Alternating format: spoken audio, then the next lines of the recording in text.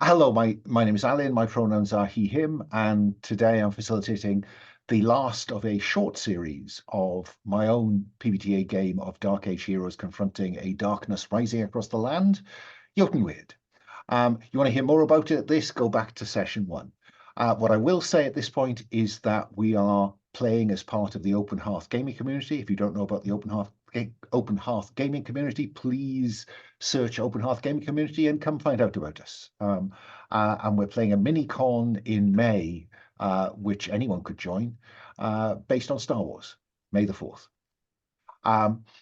What else? We are playing with a set of safety tools. We're playing with layered safety tools, lines, veils, the X card. We're playing with an open door just in case. And if you don't know what those are, please go back again to session one where I go through them in a little bit more depth. But we've been playing together now long enough that that's taken as given. But we're also playing with the Open Hearth gaming community code of conduct, which we think is a code of practice, which is we think a good kind of basis for friendly online play. So with all that, I propose to get on with our game and to introduce our characters as we pick up from last time. So previously on Eotenweard, the Old North, we left our characters with the great hall of the village of Stenholm burning after an ogre appeared out of the shadows. They've seen off the ogre, but the hall is burning.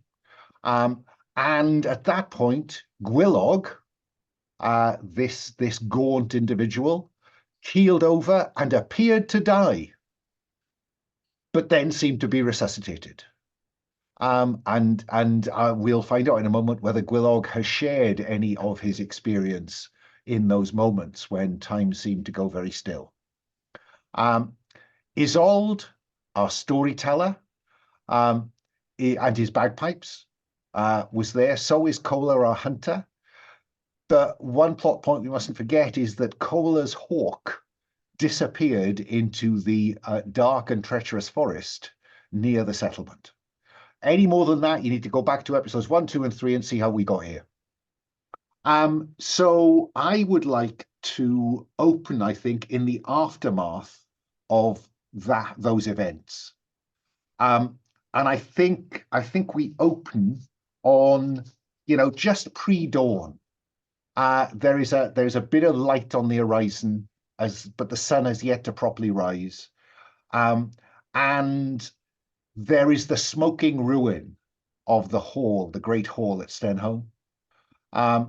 There are exhausted villagers who've been ferrying water back and forth from the river and the estuary nearby, having contained the blaze. Only the hall has gone up in smoke. But yes, people are sat around. They're blackened. They're tired. They're just sitting and resting wherever they can.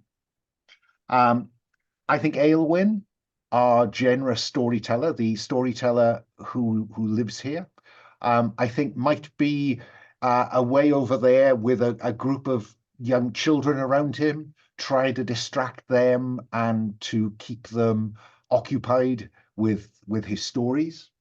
And I think probably a slightly charred, sitting in a slightly charred seat of judgment, which has been salvaged from the hall, is the Lady Don Gifu surveying her village in a state of, well, it's even worse than when you arrived, and it was pretty rough then. So let me begin with Gwilog. Gwilog, have you shared any of what happened last night when you appeared to just collapse and then recover with either of the others? Yeah, sure. I mean, I'm sure that we have talked about the events of the fight, and during that, I shared just to get some to ease the burden for myself, and to get some like clarity, some orientation of what's happening. So you've talked it through. Isolde, what's your reaction? I mean, well, Gwilod, what exactly, you know, let's have that scene. What exactly do you say to them? So I assume we're like sitting by the fire in the hall in the evening. Well, Isolde, I think the hall is now a wreckage oh of yeah, burned timbers. true, So I true. think you might be just sitting, you know, A fire. against the wall of one of the huts, maybe, Mm. as just pre-dawn. Mhm. And I'm just like staring to the um, lightening darkness and saying, "Ah, I think I died, but I think I got brought back. I think the gods have plans for me. Isolde, you know things. You are a storyteller. Have you any insights to share? Any ideas?" Gods are mischievous. Mine for sure. And to be honest, apart from a couple of stories, I don't know much about your gods. But if you claim to have died and met them, they must really find you fancy, or maybe they put in a mighty goal in front of you. A lot of heroes in stories, they claim that at some point they met their god and then they embark on this marvelous quest. So maybe for you it's just the beginning of the story. Although you should really tend to your it's your they might grant at your life, but life might escape your, you know. And I'm pointing, I think, at your like ruptured chest and your like rib maybe like sticking out. Yeah. Paula, any reaction from you to this revelation? I'm still having wrapping my head around the whole death part. Still telling us that you're a dead man walking. I'm not so sure. I'm not sure I am dead, but I know I was dead. Well, that's without my expertise. I'm sure the gods, in their strange ways, have something for you. It's not my place to question or to even just ponder too much upon it. Isolde, I'm just curious. I mean, there is a story you know about resurrection, being a Christian. I don't know, but I'm not sure like how to apply it to this situation other than what I than what I said. But you know, Gulok, in case you, I don't know, there is a story about among my people that the god had sent their son, and we humans killed the son, but he asked his father not to murder us and ask for forgiveness for us. However, I'm not sure how it relates to your resurrection, but there is a story that he was resurrected and go and went to heaven. But you are still here, so I don't know. Maybe you were cast out from going up to meet your gods. I don't really know what it means.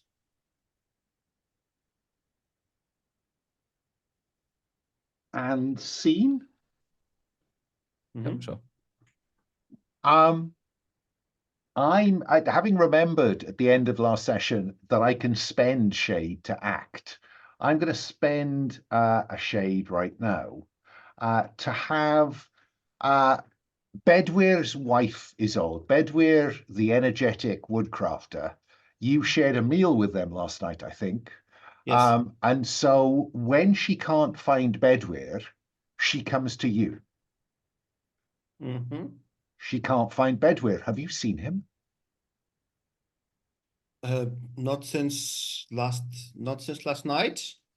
I mean, I've seen him when he like left his workshop and allowed us to sleep in here, but other than that, I haven't seen him all night.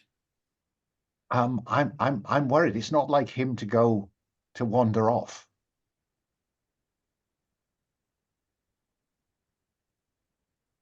But if you haven't seen him, you haven't seen him. I'll go and ask some other people.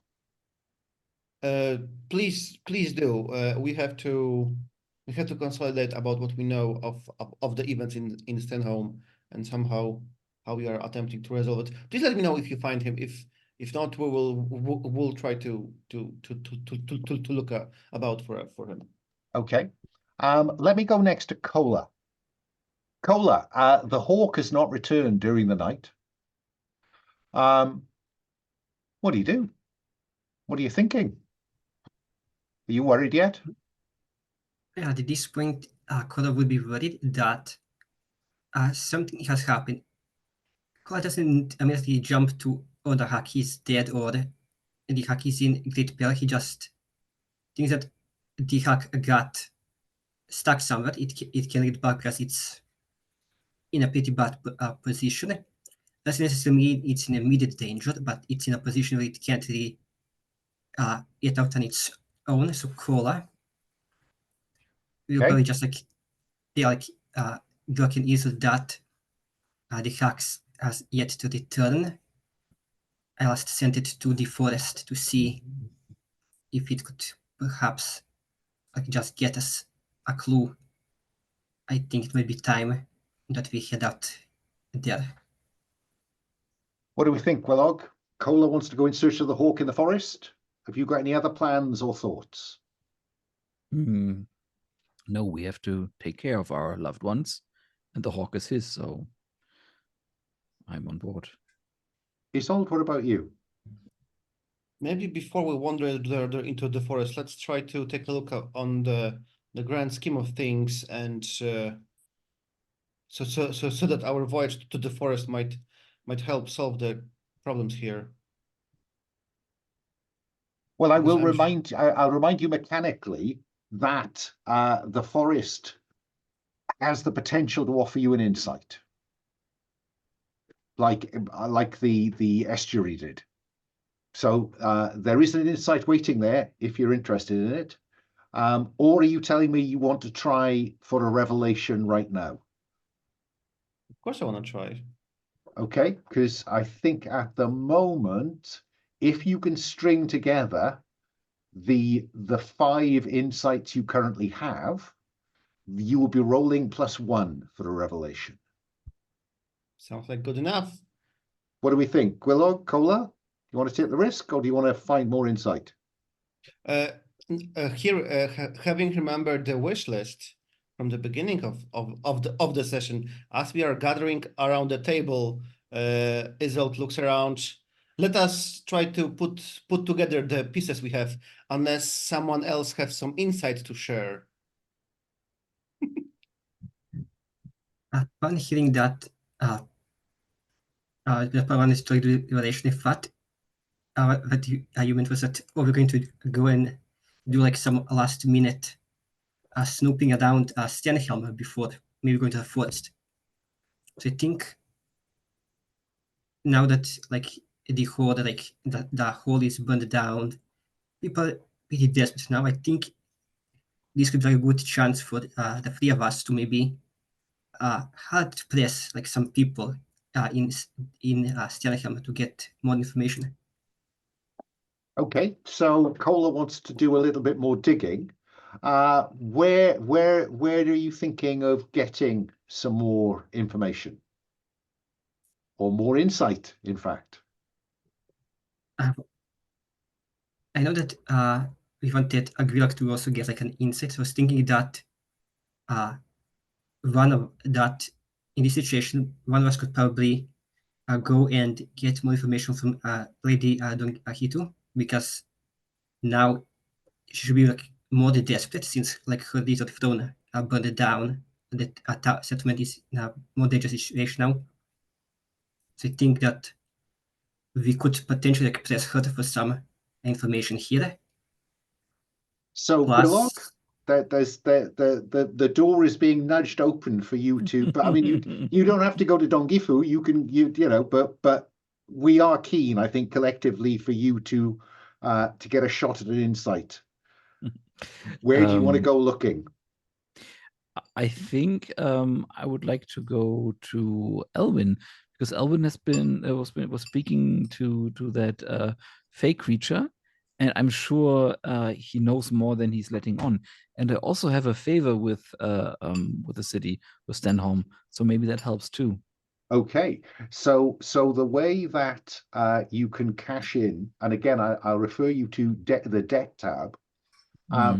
Erase a debt a faction owes you when you agree with the fates how the debt could be used to offer you advantage on a roll. Pick one by saying which named NPC enters the scene, could be Elwin, or by framing a brief flashback to when you received the debt, because you got this by not ending one of the raiders from Stenholm back at the previous settlement, didn't you? So yes, you could flash back to that and tell me something they told you that you think now makes sense and offers you advantage in a conversation with Aylwin. Do you see where I'm going?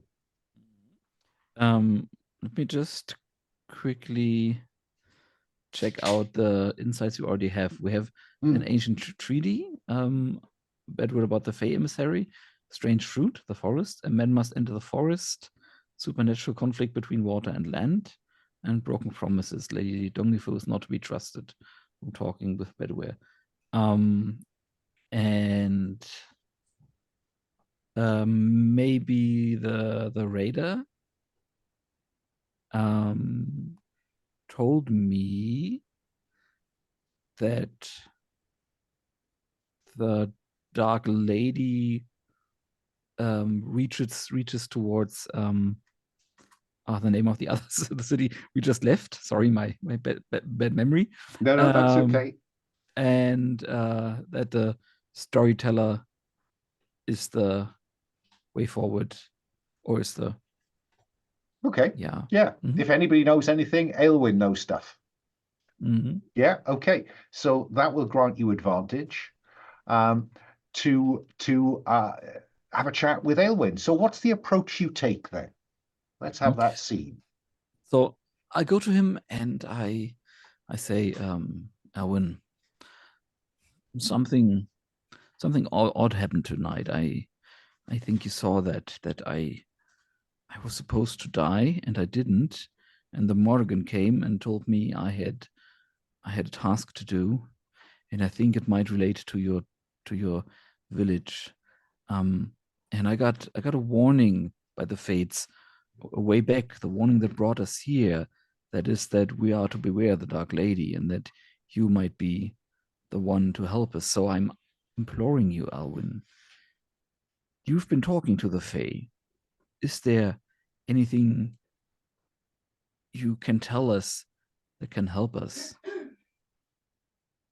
I think can help us protect your people and your village. That sounds like look about you to me. Do you want to roll with sense, or do you want to owe your patron a debt in order to roll with soul? It's the last session. Let's go broke. Roll with soul. Okay, mark a debt to your patron, to the old gods of Britain, and let's have you roll to look about you. 3 dice, take the top 2. I'm just gonna quickly do the roll first, so it doesn't take forever. Plus soul and roll. Okay, so that's 6 and a 3 plus 2, so that's 9 plus 11. 2 is an 11. Okay. Aylwin kind of takes you to one side, not in front of the children kind of thing, doesn't he? Because he's been telling them stories. He takes you to one side and he says,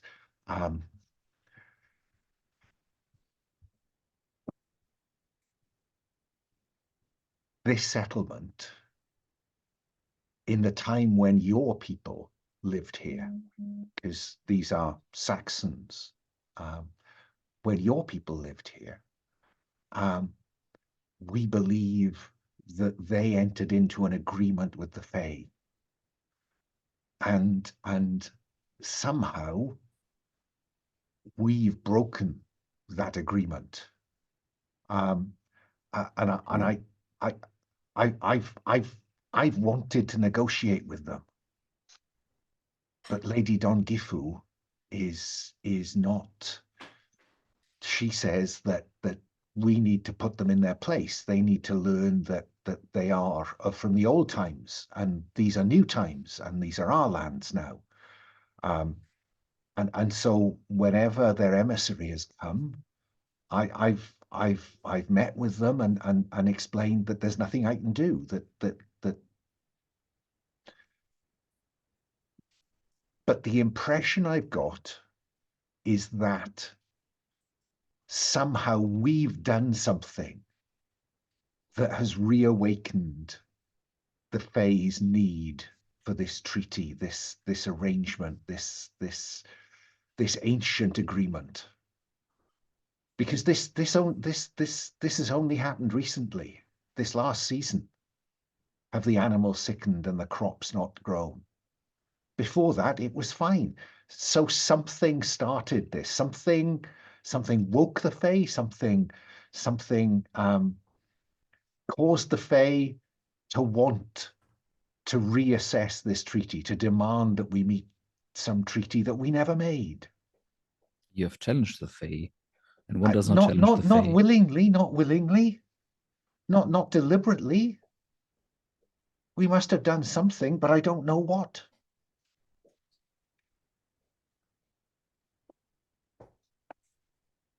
But you said that your lady. Well, she's a very proud woman, Yes. and in my experience, she always has what's the word I'm looking for? She's been a good lady. She's been a strong leader, and has. I mean, it must be said she doesn't always act in a straightforward way, but that's always worked for us. It doesn't work now, does it? I don't think so, but what can I do? I think you should go back to the old ways, the old ways that have been protecting you and keeping you safe. But the old ways are your ways. They aren't our ways. You know, Woden the All-Father guides us. I see from you know, you're neither a follower of Woden nor are you a follower of the Christ God. You're at one with these old gods, and perhaps the Fae served them. I don't know, but my hands are tied. Your All-Father is letting your fields grow fallow, and then is letting your animals die. What is more important, your pride? It's not my pride. It's the lady's pride.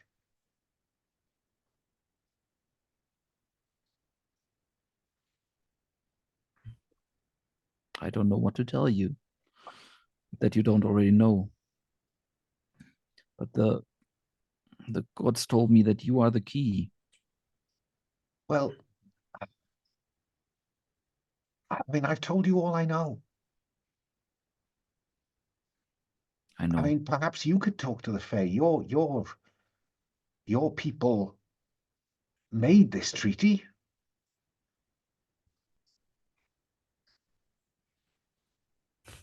I will see what I can do, but you have to do your part too. But what can I do? Tell me what to do and I'll do it. Well, and then I lean closer. It seems to me that your lady is the problem. He looks, his eyes go wide. He says, no. And he walks away. I mean, you've planted a seed, but I don't think he's going to stab her in the back right now. That's fine. Because he's a generous, nice guy. Yes. We've established that. He's natural traitor.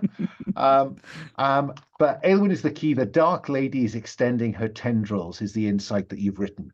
Okay, fine. So now, if you could connect all 6 of those insights, you would be rolling for revelation at +2. So let me poll the table. Do we want to seek a revelation now, or go in search of Cola's hawk before we seek a revelation? I'm just wondering about collateral damage, that's all. I have a question. Because we never done a revelation before, because we just speedrun the last. Yeah, the revelation came to you. Yeah. Yeah. So if we do the revelation now, mechanically, what does that entail for the rest of the scenario? Okay, so revelation is on the common moves tab. When the heroes agree, you need to string these insights together into a connective narrative that makes some logical sense, and that leads you to be able to agree the nature of the darkness that you are facing, right? And the bottom line is, on a 7+, you're right. So when you finish the chain of logic that says, and therefore the darkness, the nature of the darkness is that person, that thing, that something, on a 7+, you're right. On a 7 to 9, I will add an unwelcome complication to the scene that you frame to confront that darkness. Okay? On a 6-, you expect the worst, because when you frame the scene to confront the darkness, or what you think is the darkness, you will find that you were mistaken. And then if you survive that mistake, you have to go in search of another insight and try again. Okay, but if we succeed, then the scenario is over. We go to finishing. What will happen is if you roll a 7+, then I will invite the heroes to frame this important, possibly climactic scene, right? They ask the heroes to use their insights and revelation to confirm who or what embodies the darkness, where and when they will confront them or it, which named NPC or NPCs, at least one, will be present in that scene, and why they think they're there, and what you lot fear most as you confront the darkness. And then we'll run that scene, and if you humble the darkness, Stenholm will be freed from it. Yeah? And I think for clearing that first, what I was wondering, because they do kind of want to go like into the forest, but they just wanna like make sure like, that the forest like would still like, be an option to go into after the revelation, or if the revelation is just like the end. Okay, once you have a revelation, if you succeed in humbling the darkness, then we will move to the aftermath, and we're in the leaving process. Yeah, okay. Yeah. So if you want to go to the forest, my advice would be to go to the forest before you have a revelation, or you seek a revelation. It doesn't mean that the climactic scene can't then take place in the forest, but given that the hawk is currently ?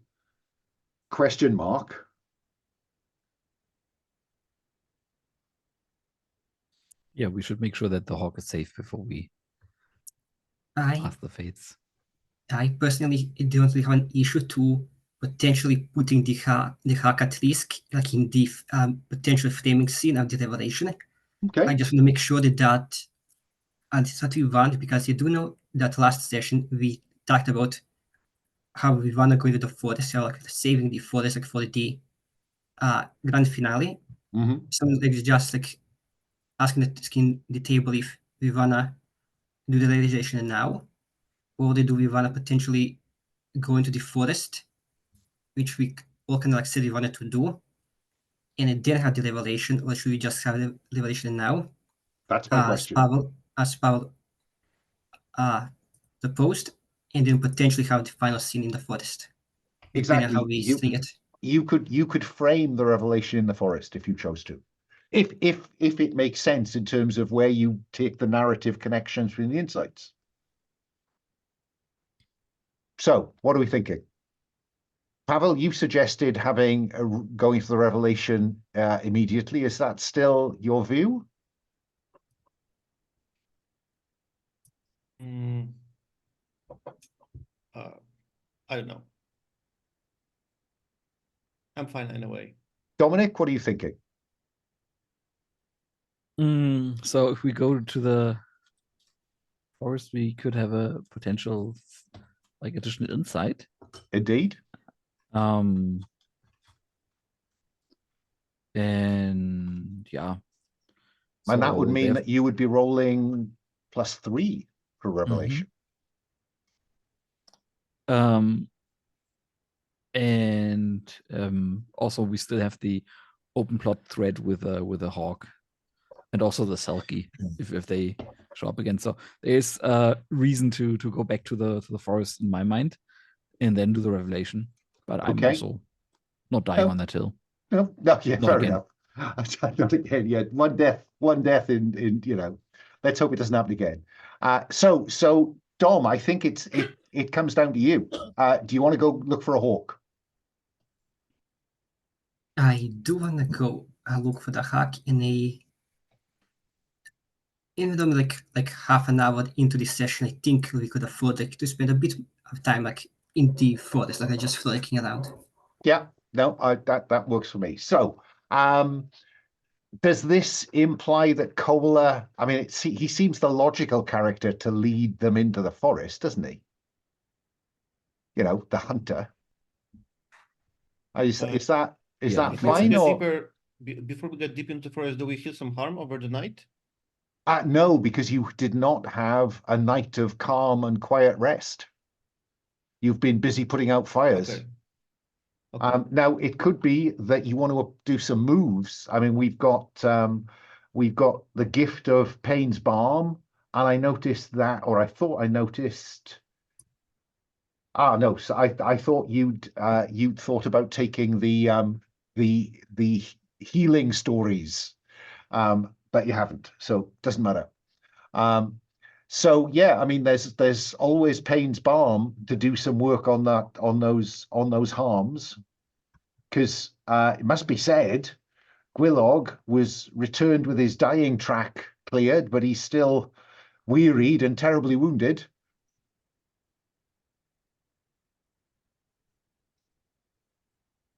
That's my doorbell. I don't, just bear with a moment.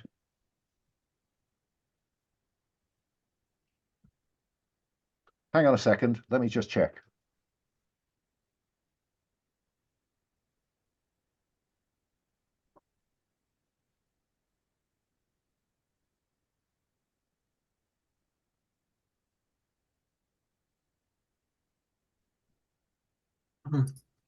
So do we potentially want to get? I'm trying to think, what could we do now quickly before the forest to the den heal ourselves? Sorry about that. Yeah, I know my wife is out, so I wondered, but our Ukrainian guest was invited somewhere out. So anyway, sorry, where were we? Gwilog, you were saying something. I wasn't, but so let's just go to the forest. So I think I would like to. We were talking about healing. We were talking about healing. Sorry. I would like to invoke my gift, at least for myself. Yeah, that would seem logical, wouldn't it? Yeah. The two boys are also a bit weary, but they're more or less okay. But I do need some divine attention. Okay. So I roll favor. So you roll with favor, and you are invoking your gift. So when you call on a patron to empower your gift, agree with the fates what success will look like. What will success look like, Gwilog? If the gods do indeed favor you. I think mechanically, hopefully some tracks are cleared. And story-wise, since we're moving towards the end of the story anyway, maybe the Morrigan is or R are giving me the task or the gears, or maybe like some sort of like trade where I get more vigor, more life right now, with a terrible price down the road. That is in like 2 hours. Yes, that works for me. So, so roll plus favor, which I think is currently sitting at 2. Mm-hmm. Go for it. Mm-hmm. Just the roller and go. 7 plus 2 is 9. So 7 plus, they empower your gift, you succeed. All your wounded and wearied is cleared. All of it. Ooh, All nice. of it. Because Nice. gifts are intended to be potent. Ooh. In that case, can I negotiate healing for my companions in there too? Or is it too late Alas, for that? no. Alas, no. Okay. And That's fair enough. But you succeed at the cost of owing them a debt. So you increase the debt you owe by 1. Mm-hmm. On 7 to 9, the fate picks 1. You attract unwelcome attention. Your gift has a complicating effect. Your gift takes more from you than you had expected. Mm-hmm.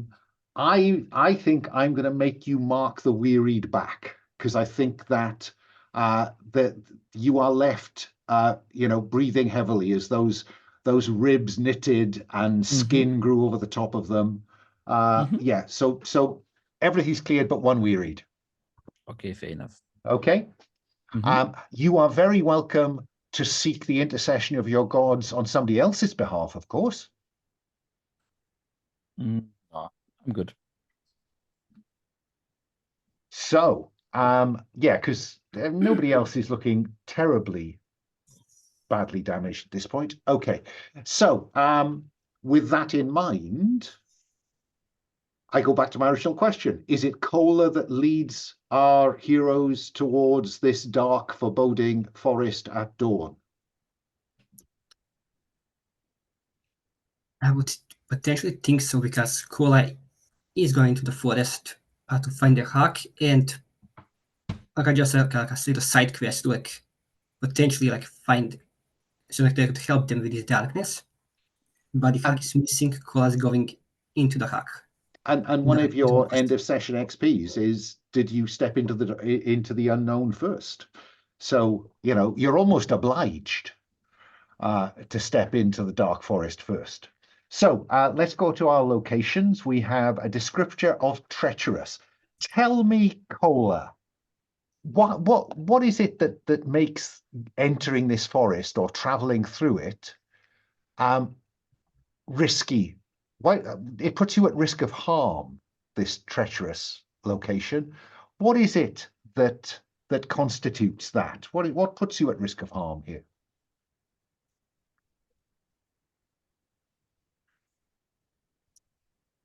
I think that potentially this forest is ever changing. So as you just move about it, it seems like the trees and the branches, the bushes and the other greenery by the forest seem to be like, can't say like moving around.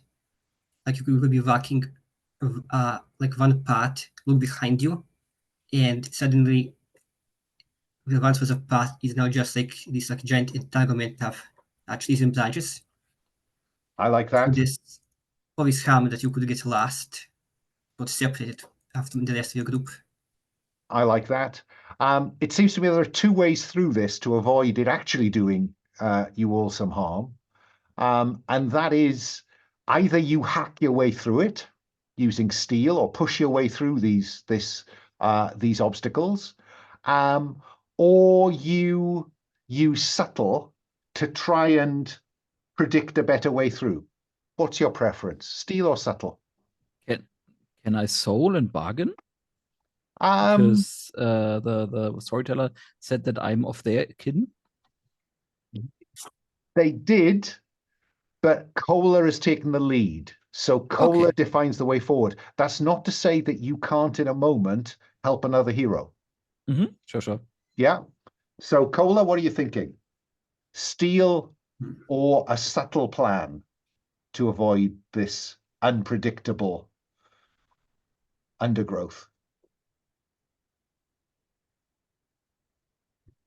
Well, Cola still has the trophy from the Fae we gotten in Alham, so I think potentially Cola is being probably the best Caucasian as any.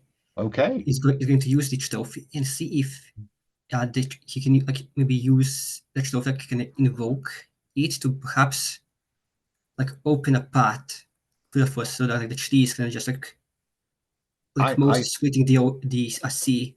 I am very happy for you to tell me how this trophy from that that other Fae, how it gives you advantage with steel or subtle.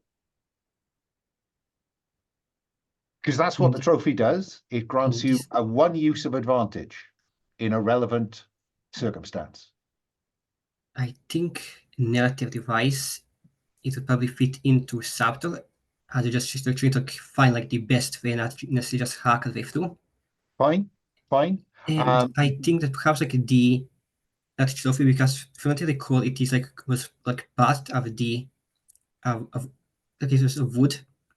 So perhaps it's wood from this forest, and the trees maybe recognize it as part of itself. So it just like makes way as it. Oh, that's lovely.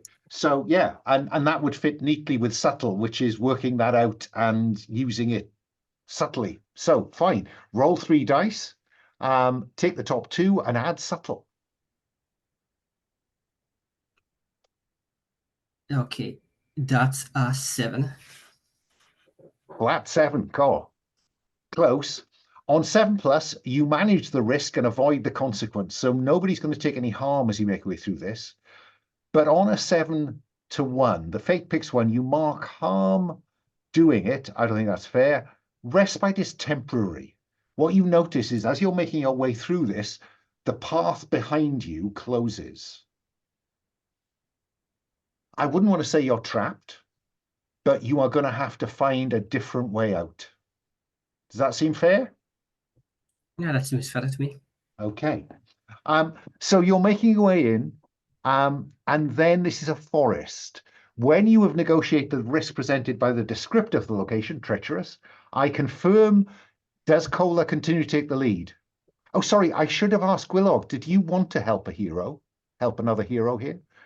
You could have turned that 7 to 9 into a 10, now I come to think about it. Oh, I forgot about that too. Up to you if you want to just... Sure, Yeah. if I still can. Okay, so common move. Help another hero. After a hero acts, other than with their gift, ask if you can help to improve their outcome. Cola, would you like to improve that 7 to a 10? We could. And then you'd have a route out. Oh, that's probably a good idea. Yeah, okay, I think we should do that. Okay. Gwilog, If they say you can, say what do you do, Gwilog? Is this a soul thing? Is this... I have a soul thing in mind. Just because the words of the Skald resonate with me, and while I see that Cola is like looking at patterns and is leading us through it, I just say, Faye, I'm here, and I'm here to settle your troubles. Let us through. Let us help you. Okay. That's a soul. Then roll plus soul.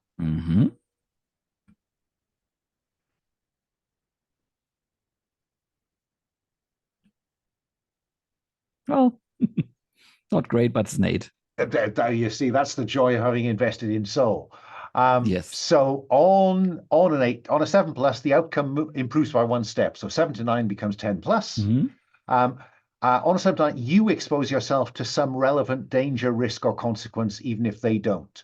I think that what would be the relevant for you helping here? Well, I'm talking to the Fae. Maybe they talk back. Yeah. I think that there's a whisper on the wind, Mm-hmm. and the whisper on the wind says,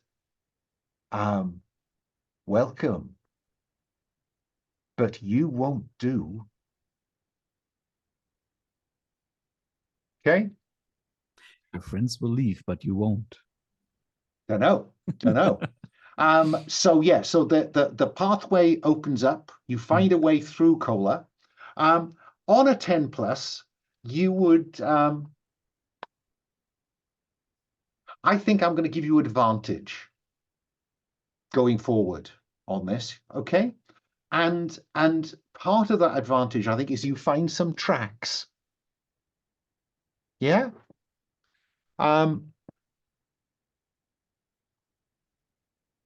Just thinking.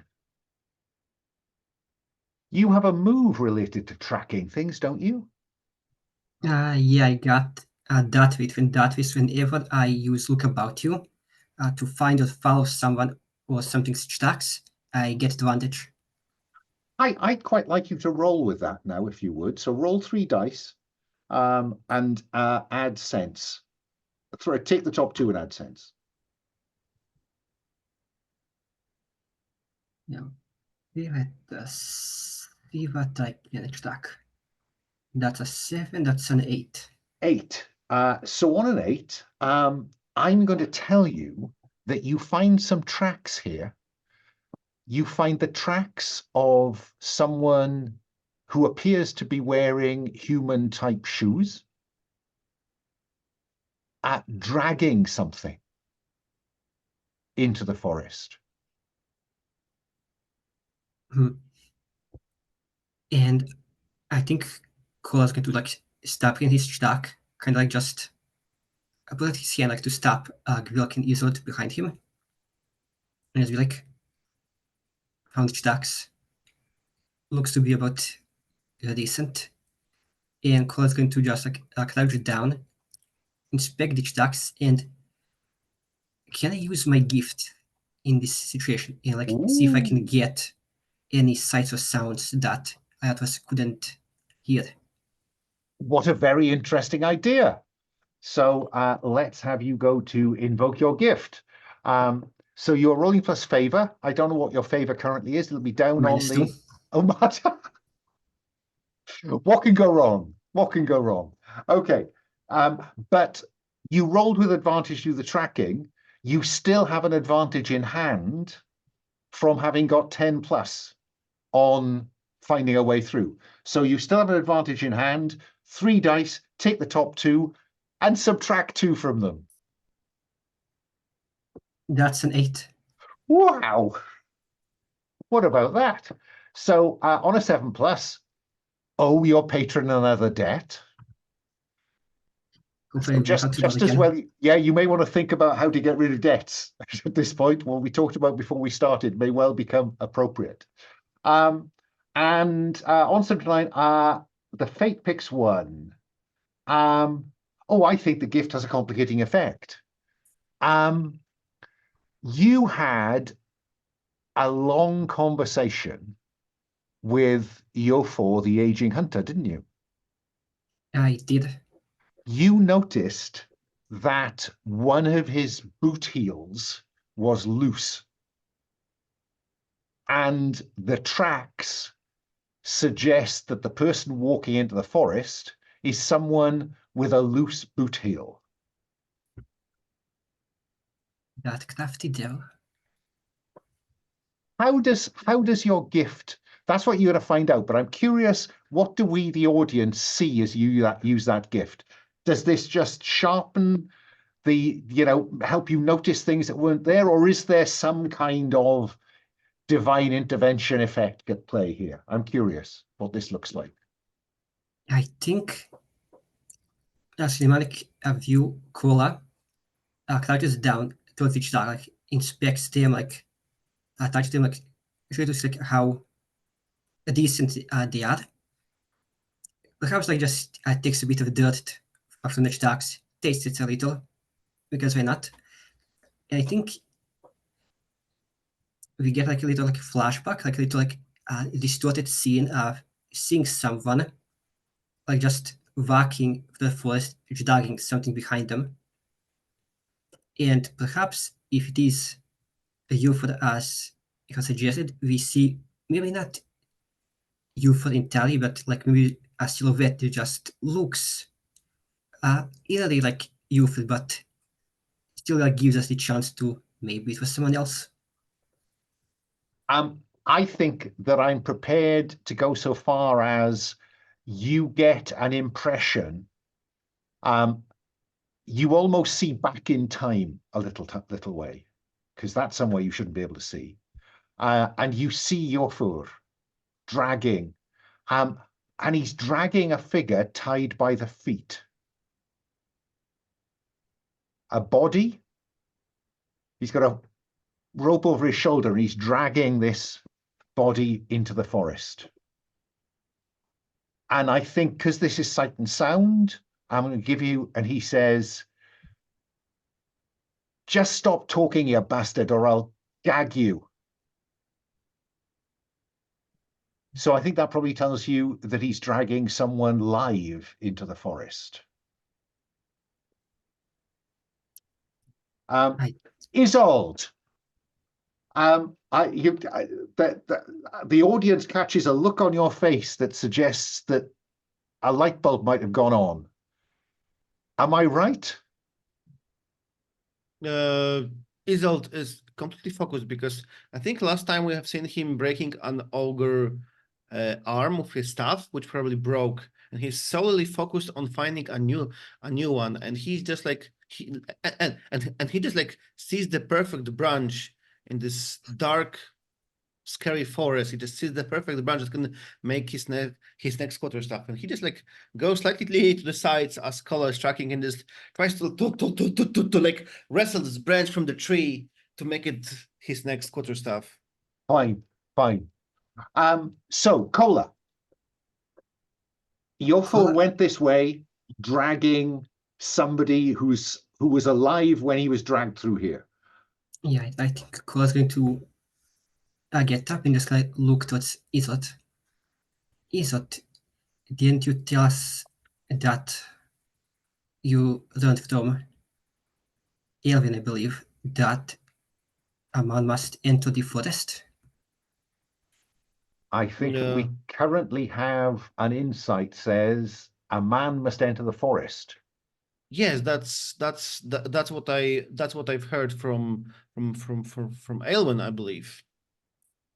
Well, it seems like someone is just being taken into the forest against their will. Taken.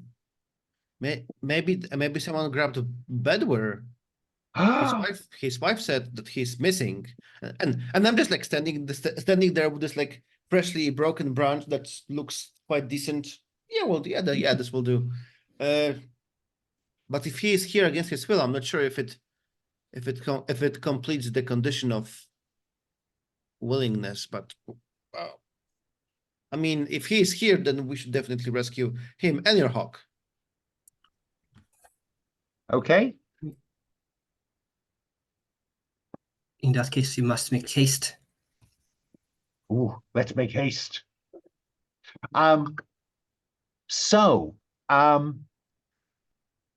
You've passed through, you've got through this ever-shifting forest. Kola is still taking the lead, as far as I can see. Mhm. I am going to tell you that the challenge of finding an insight here is the challenge to stay on the path, because the path keeps kind of veering away almost randomly, trying to confuse you. And I'll also tell you, you can hear the howling of wolves. So I am foreshadowing a threat. Yeah. Oh, there must be wolves in the dark forests. Isolde comments. I mean, where else would you find a pack of wolves than in a dark forest? We are in a fairy tale now, guys. And that, I think, is where we're going to have our first, when we hear the howling of the wolves, and that is our first commercial break. Yeah. It's a minute past the hour. Back in our seats at 10 past the hour. Sure. See you then. Absolutely.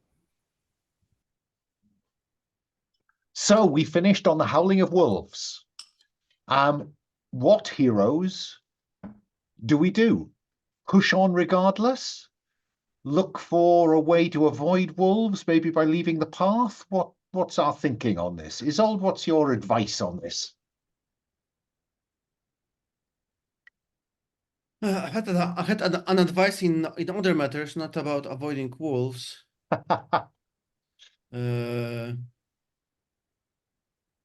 Wait, I'm trying to. It must be something not non-trivial. Supernatural. The face agrees. Myth. Isolde stands and look about if there is any like mud around it, mud around us. Go on. Where are we And- going with this? And he says, there is this story about a hero who was fighting a mighty beast in a huge forest. The beast was able to smell him and see him very clearly as he was standing out. But then he put mud all over his like skin, and the beast lost track of him. So if you want to avoid encounter with the wolves while looking for the kidnapped Bedouin, maybe we should follow this advice. Is this some tales should be forgotten? When you trawl through your stories for a dark tale relevant to some horror in the scene, roll plus subtle. On 7 I ask one question, on 10 plus and gain advantage. I'm just curious.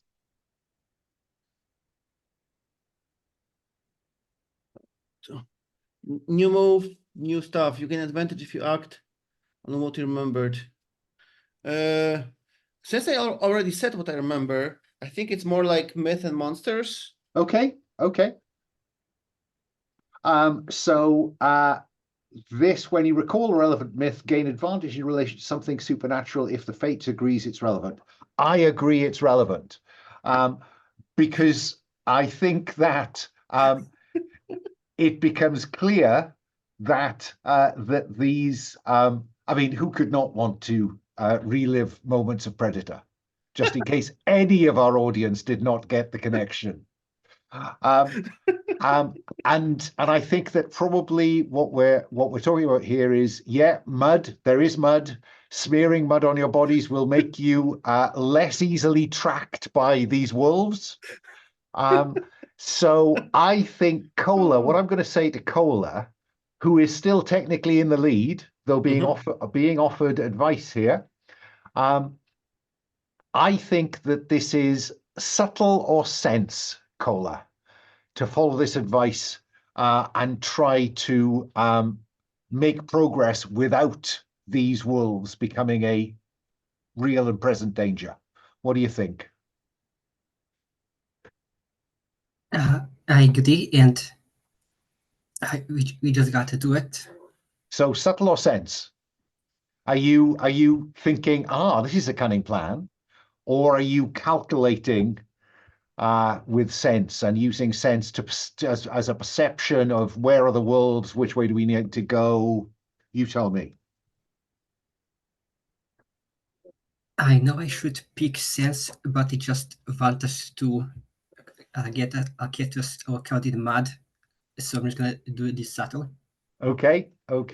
So let's have you roll plus subtle. You have advantage. Roll 3 dice, take the top 2, add subtle. Oh, That's an look 11. that's an 11. Gosh, an 11. So on 10 plus, no obstacles stand between them and the insight they seek. Their way is open. The wolves howl in a different direction.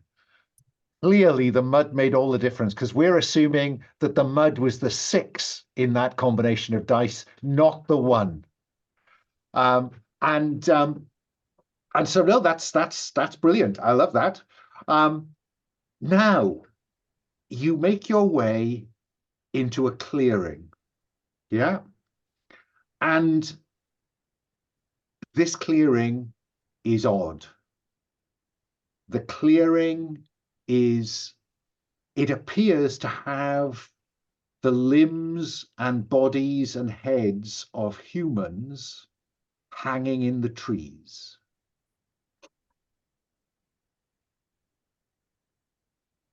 Quillog,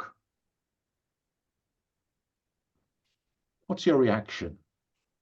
Apart from perhaps a sense of fellow feeling. That is actually the main reaction, a sense of, oh, this is where I was meant to go.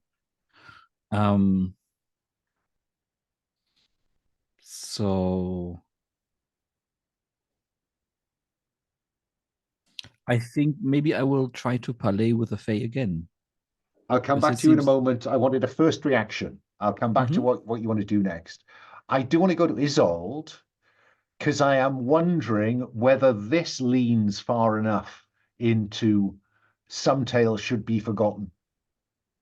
Yes, of course. I think we see Isolde being slightly scared in his eyes as he looks around, and then his mind goes into this dark tales that should not be spoken, and what they teach us about the obviously evil Fae or some twisted Fae that did this, or whoever else is here. So yes, sounds cool. So roll plus subtle. Roll plus subtle. My subtle is +2. 2d6 and 2. That's an 11. Wow, +2, 13. If only that was even better. Ask 2. So, I've put a list of questions there. Do not treat them as that's the only question. They are there to give you some flavor of what you could ask. I will do my best to stretch any of those questions around what you're actually interested in knowing, be that 2 of them.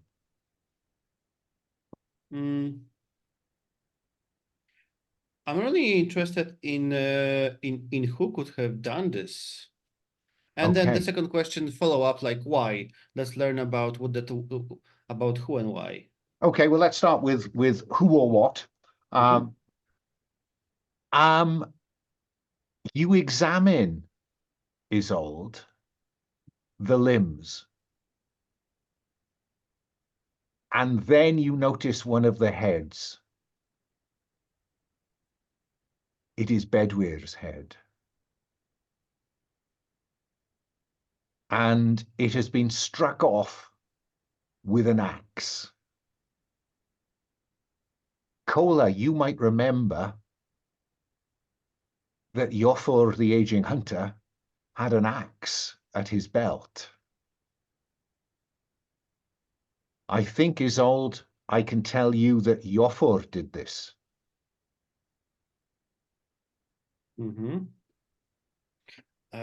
Second question? Then I'm really curious, why? I guess that this is where I am happy for you to phrase an insight here. What interests you as the answer why? Because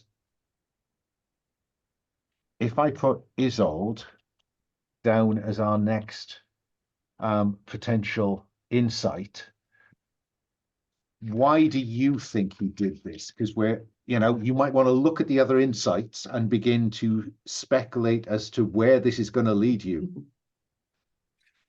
Oh my God. Oh my gosh. This is With great power comes great responsibility. Our final insight.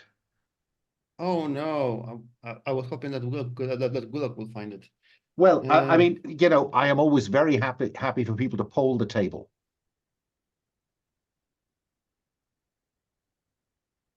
They already have some idea. Well, do you want to put something on the table and see how the others run it up the flagpole and see who salutes it? Yeah. My idea is that this is a misbelief. Someone is trying to please the dwellers of the forest by misinterpreting a man must enter the forest, obviously to be slaughtered and killed by the Fae. That's why someone is doing it, to like please the Fae so that the famine will end. So it's like my idea is like misinterpretation of the old tradition. The best Okay. of intention, the worst of executions. So what do you want to write in that, or have me write in that slot, or you write in that slot? What do you want as? Just the idea. Do you guys feel it, or do you guys want to I love summarize it. some? Yes, I also like it because it also like really just also plays into you for being like the hunter fisher and like probably like why they will like do this because there's a famine, they cannot hunt or fish. Of course, they're going to try to fix that issue. Okay, so what do you want to write in? They like it. What do you want to say as the insight? People misinterpret the I don't know how to call it, the tradition, the rules, the agreement. Let's go with misinterpreted the rules. Okay, yeah. Yeah, and then it's, we know what we mean.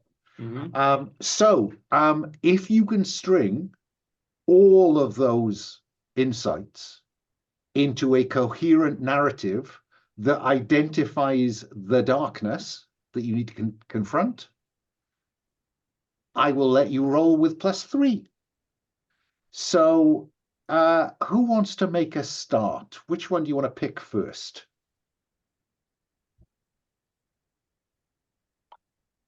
Any takers?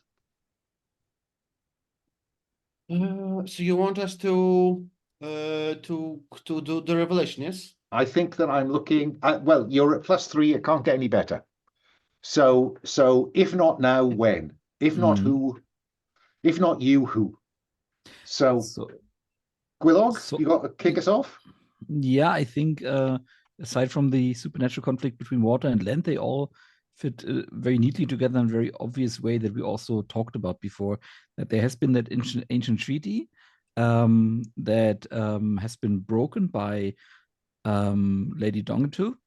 Okay, let's leave it at that. So ancient treaty broken Dongithu. by Don Gifu. Yeah, so let me untick these so we can tick them off as we mark them off. Ancient treaty has been broken, so that connects to broken promises. That connects the ancient treaty, that connects the broken promises. Fine. Does Kola or Isolde or Dom or Pavel want to make a connection to another one? I think that perhaps because we've learned that Lady Donkey is very prideful, perhaps she was like prideful to the point where she only like to not extend Stenholm's reach, but believe that everything surrounding Stenholm is property of Stenholm, and because she's the daughter, she can do what she wants.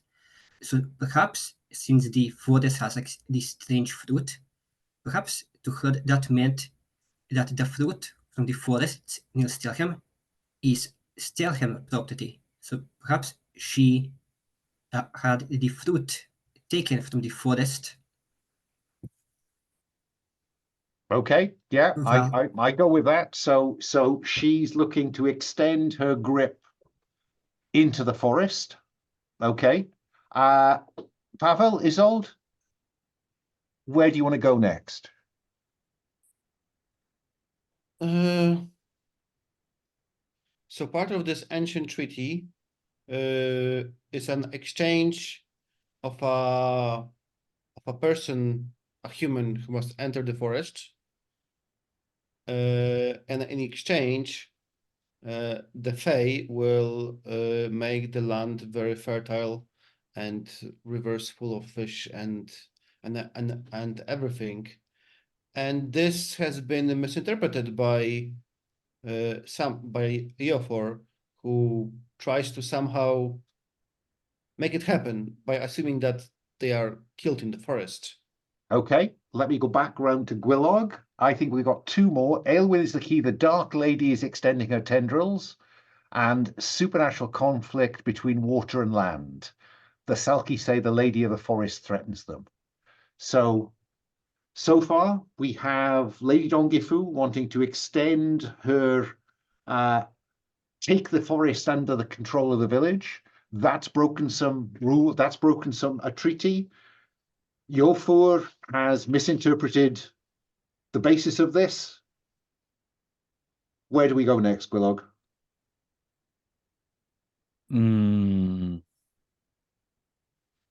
I don't really know. Let's workshop that. Let's maybe start with a supernatural conflict between water and land, because I can't fit that in at all right now. So is that what does the table say? Is that an extra, like an additional conflict that's happening simultaneously, or does it have to do with the whole ancient treaty thing? What do you think, you guys? Yeah, I think it's a good question. Is this a key to this, or is it collateral damage? Perhaps part of the treaty included that the people maybe help the Fae help the land side against the voted by potentially just fishing to hand back the voters so that they can maybe potentially get any hold in that area. And since the treaty is broken, the conflict between that is coming back. Why is that conflict happening? Who knows? But Stenholm most likely took a side in ancient times, and now potentially with the whole the Nokitu and her prideful ways, she thinks, yeah, that's gibberish, and we don't need to listen to them. We can just take stuff because it's just our land. Perhaps we can frame it that way, at that angle. I think that there is something to be said for that. That maybe the whatever treaty existed with the Fae extended not just to the fields and the pasture, but to the estuary and the fishing that could be gained from that. What do we think? Does that fly? Yeah, or maybe a modification of that. There are like two realms, the woods and the water, and Lady Dongithu broke the treaty with the woods, and then the Fae of the Woods extended their influence basically to embargo Stenholm and pressured the Fae of the Water to also withhold their bounty. Because I think I'm right in remembering that the Selkie said something like, we used to help the fishermen here, we used to drive fish here, we can no longer do that. Yeah, I'll put a tick in that box. And then that brings us to our last one. Isolde, do you wanna well, this is probably the whole table, because it seems to me if Aelwyn is the key, the Dark Lady is extending her tendrils. If the objective here is to pin down where the darkness resides, who's the Dark Lady? Because we've got two ladies at the moment. The Selkie talked about the Lady of the Forest, and you've been talking a lot about Lady Dongifu. What do we think? I like the idea that Elwyn is the key, because maybe he's just part Saxon. Maybe his bloodline is from the either by the father or by the mother. He's from the previous rulers of this land. I love What do we that. think? What do we think? Okay. I do like that. Perhaps Does that help us pin down the nature of the darkness? Who or what are you going to end up confronting? That's the key thing that you need to come out the end of this revelation with. Sorry, Dom, I cut you off. So now with this, I have a theory that I like to just workshop. So for the Elvin is the key, I was thinking that perhaps that Elvin was just like working behind the scenes with the Fae to like integrate it, patch things up. Like something happened, like we discussed, Lady Long here to more likely broke the treaty. Elvin, the storyteller, knowing the stories, tried to patch things up behind the scenes. And now that we had this, that Elvin was potentially related to the previous rulers, that maybe like Elvin is like the true heir of Stenholm. And because of that, the potentially like the Fae want Elvin to reclaim the throne, but potentially maybe just have it be a hole because I'm still like just like have holes in the Lady Donghitu and the Lady of the Forest because I don't think they would be the same person. But I'm still looking for you. I mean, I get the workshop through that. I like the idea that Elwyn is the true heir of Stenholm. Mhm. yeah, we But got just that but part, I'm- but I'm kind of struggling under the I'm still Lady trying of the to Forest part. pin down on who do you or what do you have to confront here? Lady Dongifu. Yeah, I'm thinking perhaps Lady Donghitu is like she cast all this by breaking the treaty. And Okay. if we really wanna connect the Lady of the Forest, perhaps the Lady of the Forest wanted Elvin to reclaim his throne. Well, And I think maybe in the aftermath you can begin to fill in, but I think at this point it's being offered at the table that Lady Dongifu embodies the darkness here. Yeah? Is that Yep. what we're Yeah. going with? Okay. yeah, that makes sense. So who wants to take responsibility to roll 2d6 and add 3 to it? I can do it. Go for it. Go for Okay. it. He's full of dark tales. It's a 6. It's Ay, ay, ay. how delightful. So I get to frame the scene in which you walk into the village and confront Lady Dongifu. Can I offer my soul for a reroll? Well, unfortunately, the revelation cannot be altered by anything else. It's a straightforward 2d6 plus. I was afraid you might say that. So yeah, cut back to marching in. I'm seeing, Cola angry at Lady Dongifu. Ylfor is there. I'm seeing Isolde, wanting maybe some revenge for the death of Bedwyr. Gwilog feels he's on a mission. So let me go first to Cola. Let's frame this scene. Let's see what happens now. So, who or what embodies the darkness? Lady Dongifu. Where or when will they confront them? Right now, right here. Which named NPC is present? Ylfor. Who isn't present? Bedwyr. And what is it you fear most coming out of this? Collectively, what worries you at this point? Apart from the fact that you've got it wrong.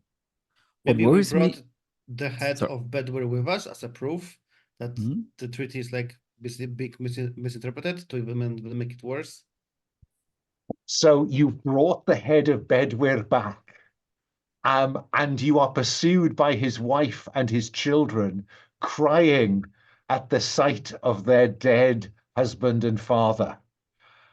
And what do you do, Cola, when you confront Dongifu? Oh, mate, no, I'm going to go with Gwilog for this because Gwilog is the one who feels he's on a mission, you know, granted by the gods. So Gwilog, how do you confront Lady Dongifu? Speaking of missions, what I'm afraid of is that Elwyn is not taking the role that is his. So maybe I would like to confront him first if I can.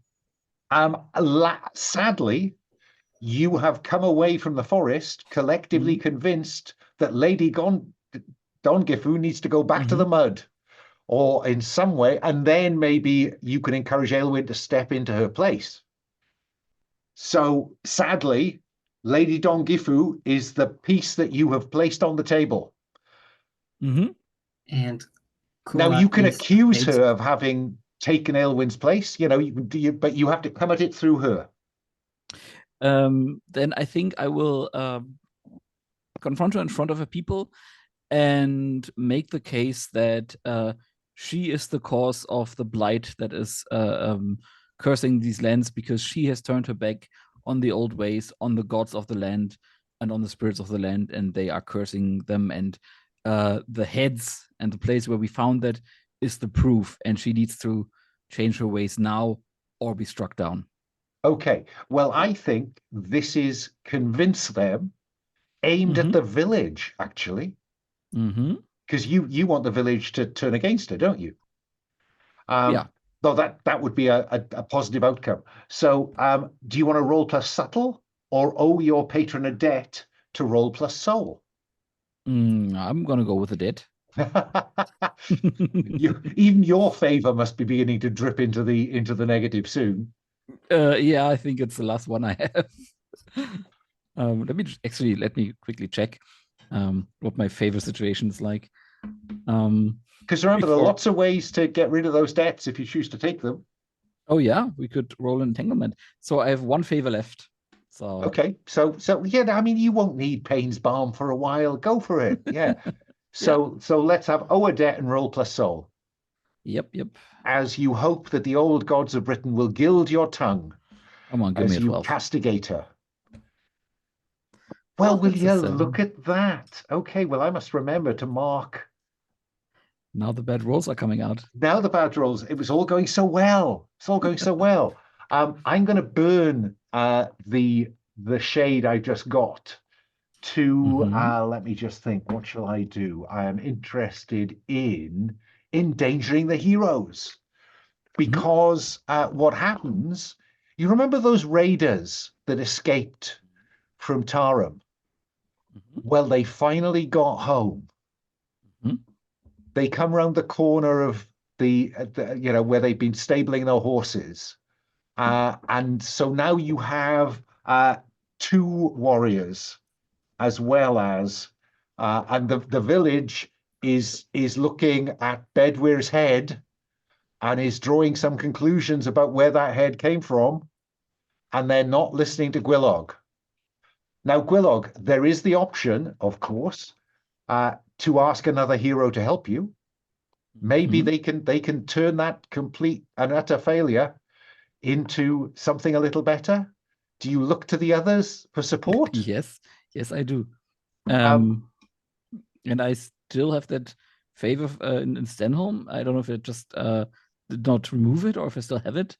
No, does it help? you spent that in order to have that that's what I thought. Insight into finding insights. Yep. I'm gonna do Isolde as our blessed of the tongue. Is there anything you think you can say, Isolde, at this point to just shift the way this is going? Because it's not looking good. But are we looking at a failure because the roll is a 7? Sorry, say it again. But I'm not sure what is the roll result because the last roll on the dice I see it's a 7. It wasn't +3, was it? Wasn't it +2? Gwilog, didn't you tell me that favor was down to that? Sorry. Oh, soul is no. What am I talking? Yes, you're quite right, Pavel. Thank you. That's a 7. It's not a fail. Yeah. Sorry, I take it all back. Honest, sorry. I was convinced you'd blown that. So those warriors remain sitting on a shelf waiting to be used. You can tell I'm not well. is my excuse. On a 7 to 9, they agree, but they pick one. Yeah, there are, the people are gathered around. They're saying, well, prove it, prove it. Why should we believe you? Anyone going to offer any convince? Anyone want to try to prove it to them? Gwilog's opened the box. I am going to go to Isolde as our storyteller and teller of great tales. What are you thinking? I'm looking at my temptations, and I think that Isolde, seeing the hero Gwilog step forward, decides to stay in the shadows so that he can later write the stories of a mighty heroes walking this land. So interfering at this moment is not advised according to Sloth. So Fine. I just like stand there with this awkwardly looking quarterstaff from the branch from the forest and wait for the situations to evolve. Fine. Just a bystander at this point. Thank you very much. So you've erased a debt. You've taken Sloth. Cola, there's a sense in which you were kind of expecting Isolde to step up, and Isolde hasn't. What do you do, Cola? I'm trying to figure out, is there anything Cola could actually bring to the table that would Well, I sway tell you this? what, I've just spent another shade to get those warriors back. Oh, What do you So Cola is looking confused. This was all supposed to go so well. It was supposed to be like, you meet with her, you present her you confront her. She says, aha, I knew you'd catch me, and admits it, and nothing. What do you do? Because this is not going well. The crowd is not going to intervene on her behalf, but they're still restive. Any I thoughts? I think Cola is going to try to help another hero, try to help Gwilog convince by trying to do the best to spin this tale how in the STLE they've met with the Selkie and how they spoke of this. I'm not sure if it's the Selkies, but this is Cola telling the story. Yeah. Of the treaty between Stenholm and how it was broken and how he tries to do because Cola didn't like Lady Dong Hitu, sorry, from the beginning. So he tries to bridge the whole. You all know her. She's with you for so many years. You know how prideful and arrogant she is. You wouldn't put it past her to try and take from the Fae. Okay. So in effect, you lay out all the evidence that you've collected as insights, and let's roll plus subtle, because that sounds like trying to convince somebody. Okay, that's just 2d6 then. It is. Okay, An 8. On a 7, their outcome improves by 1 step from 7 to 9 to a 10 plus. It looks like Cola's intervention has made a difference. The villagers saying, well, actually, that does sound reasonably convincing. And I think that's probably when Eotenweard attacks Gwilog, and the warriors attack Cola, and everyone's ignoring Isolde at this point because he's just drifted off in a very kind of, I'm just passing through kind of way. So, Gwilog, what do you do as Eotenweard comes at you? I will tell you that he has, where's he gone? There he is. He is a dangerous commoner. He has an axe, which will do 1 harm. And his defenses are stubborn loyalty. I just wanna Oh, see if go I can do on. this. Because we did level up last session, I took like an advancement of a hunted move, and I took Oh, first first dig a pit. there's a pick, and I imagine it's happening in the hole that was burned down. Okay. So I'm wondering if we can like add the detail that in the middle, like of putting the file in the hole, Kola decided, you know what? I'm just gonna dig a hole in the a hole, and just convinced Athos that, oh no, we're gonna throw the flaming pieces there just so they extinguish there. And he probably covered it up somehow. So I'm wondering if we can use it in this fight. That's fine. I love the idea of first dig a pit. So when you say that a trap you had time and fictional positioning to have planned is triggered, describe it and roll plus sense. Go for it. Yeah, okay, so honestly, I think that during the nightly cleanup from the fire in the hole, Kola just dug a pit, threw in like a lot of the burned wood there just so it's out of the way, it's there to extinguish, and then probably just carried it up, like didn't even like put it back in, just carried it up with some I'd wood. go for that. I'd go for that. Everyone was exhausted by the time they'd finished fighting that fire. You could have had time to do anything in there. So that is 8 plus sense. That is sense, yeah. Okay, let me do. I got another 8. 8. So on something like hold 1, when you spend a hold, you put whatever triggered the trap at disadvantage. Do you want this to have disadvantaged the warriors or Yofur? I feel like Yoff is going to be the bigger threat. So Okay. and I want to also like just help Gvilak in this situation as well, because Okay. no, he isn't the most hurt, but I think it would be helpful.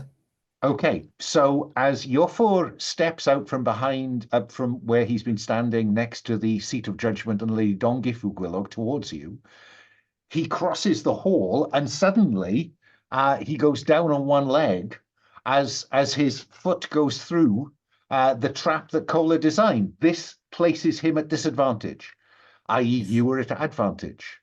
As soon as you use that advantage, it'll be used, and then he won't be at advantage. So he fought, he's disadvantaged right now. How do you confront his stubborn loyalty to the Lady Dongifu?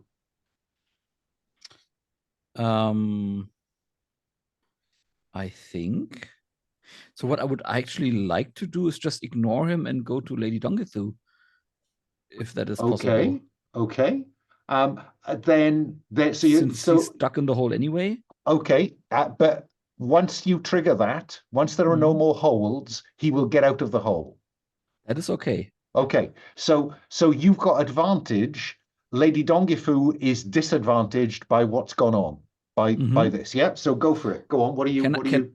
Can I immediately humble her, or do I need to confront her first? You need to confront her first. You need to reduce. Okay. And in terms of that, a single defense called sense of superiority. She feels isolated from, this can't happen to her. She's in charge. I have a very, very nice idea how to show her that she's not. Go on. Because I think I will attack her with my soul drain, which I can do in enhanced what's the word? Distance.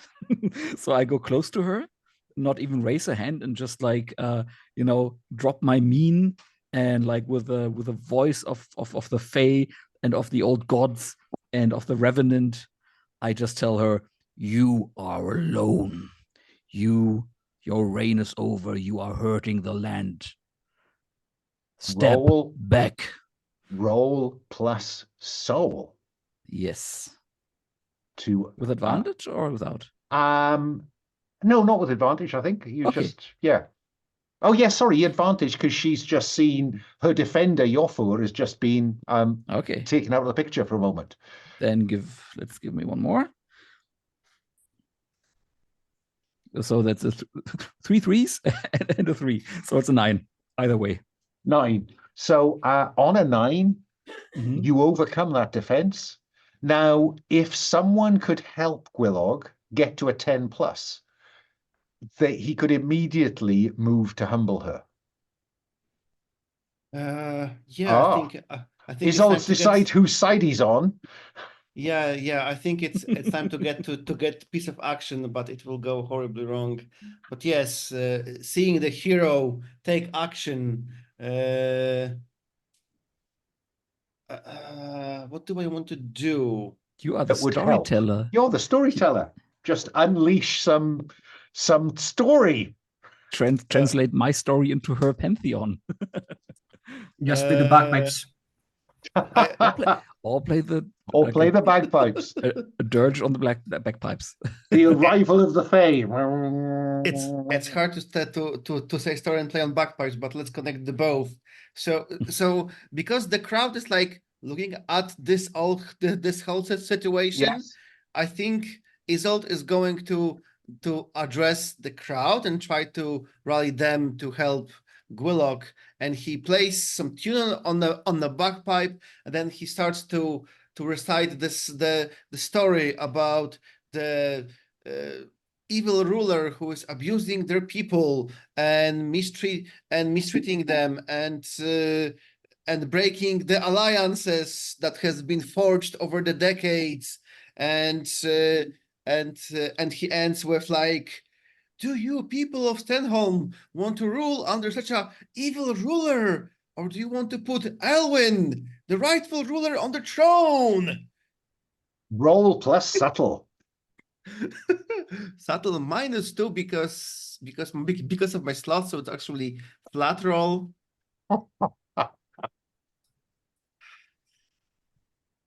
But the dice have spoken a 10. Wow, Yes, look at very that. good. So 10. Wow, fancy that. So on a 7 plus, that marginal success turns into a full success, 10 plus Gwilog. And you suffer no downside of that at all, Isolde. That goes very Nice. well. And so yes, you have reached 10 plus, you can immediately seek to humble her, Gwilog. Then I will. The same approach? Sure. Okay, let's have you roll with soul. Okay, advantage or no? No, Okay. because no advantage came out of that 10 plus. Okay. That's an 11. Well, on And 10 plus, on 7 plus, they're at your mercy. Do they receive it or do you end her? I.e., No, that could be physical end or have her stoned and driven from the village.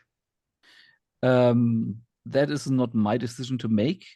It's the village's decision, so I'm not going to end her. So you spare her. I spare her. Fine. Then Stenholm owes you a debt for sparing her. On 10 plus, say what they give you or what you take from them or their remains. Pick one to add to your playbook. So it has to be an item? Because what I would like to take from her is her rulership, but I don't want it. I mean, what you can do is you can take an undefined insight, which would allow you to have another revelation. Because this, I think at this point, I'm going to spend another shade to have something begin to happen. You know what? I just bested their leader in combat and I humbled their leader. I will take her throne. Okay. I can, and the next step I can give it to Elwyn, but for now I'm going to take her throne. Fine. So you drive her from the village. I push her aside and sit down on her throne. And at this point, everyone expects our story to have ended. But then somebody starts coughing. And the sickness that has infected the animals begins to infect the villagers. And it suddenly becomes clear to you that you may have done some good, but you have not solved the problem with Stenholm. This treaty is still an open question. So I'm going to go back to Stenholm and I'm going to untick all of those insights. You cannot roll for revelation again until you get another insight.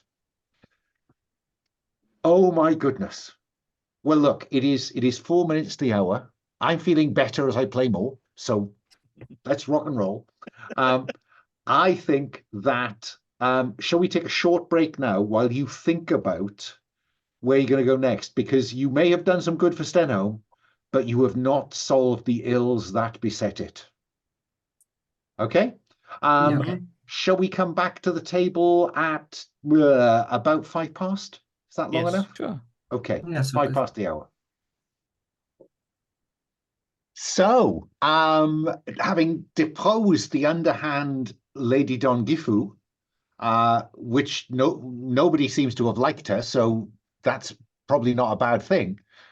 But we left it with people beginning to cough and maybe to cough up blood as it becomes clear that whatever darkness hangs over Stenholm, it's still there.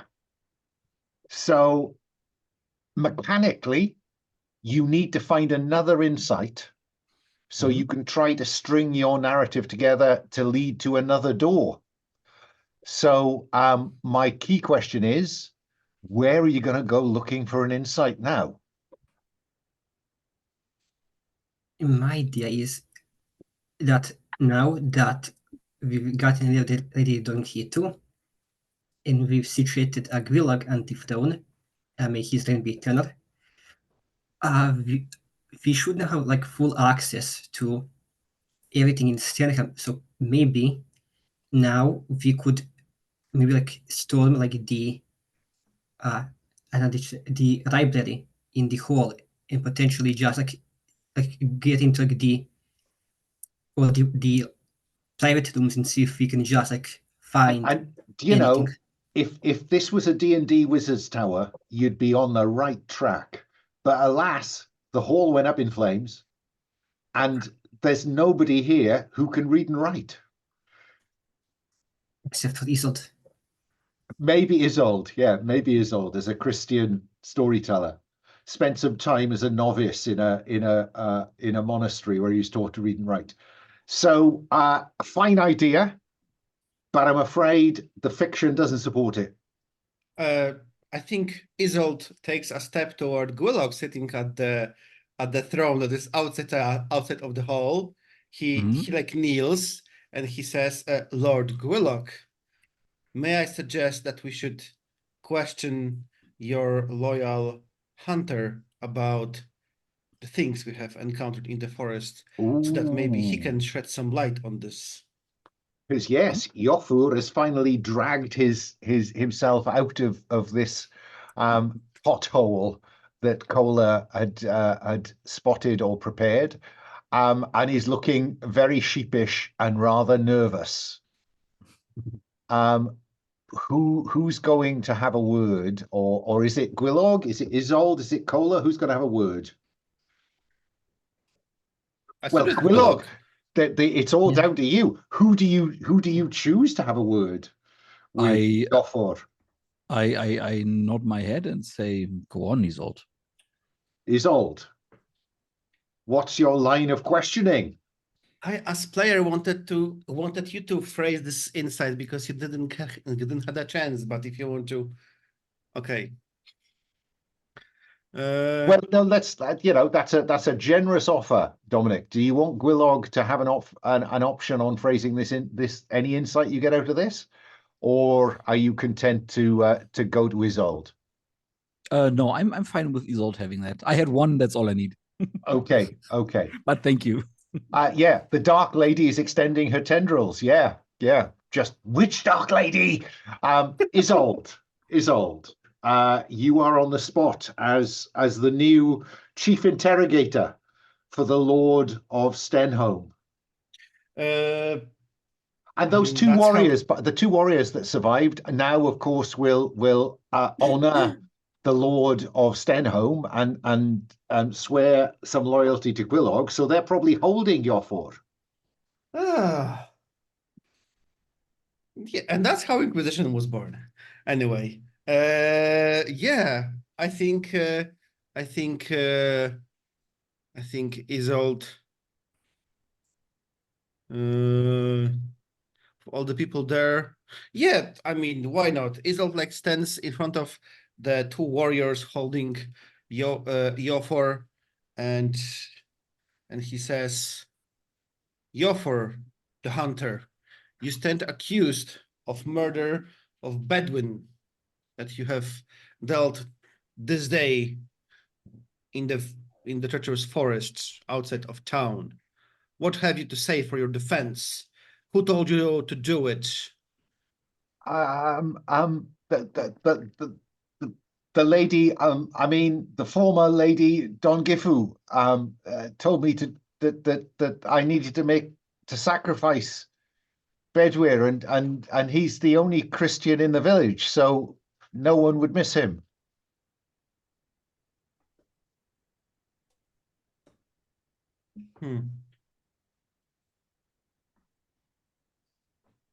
You want to go? You want any more than that? I think it's look about you, but I would let you have advantage because he's currently held by two warriors. Wait, I'm looking at my cool new move. Okay. I'm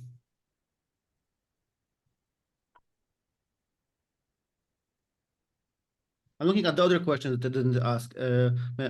Maybe they will sound cool here. What if any defense does the tail say head, power, weakness? Who might be identified or tracked down?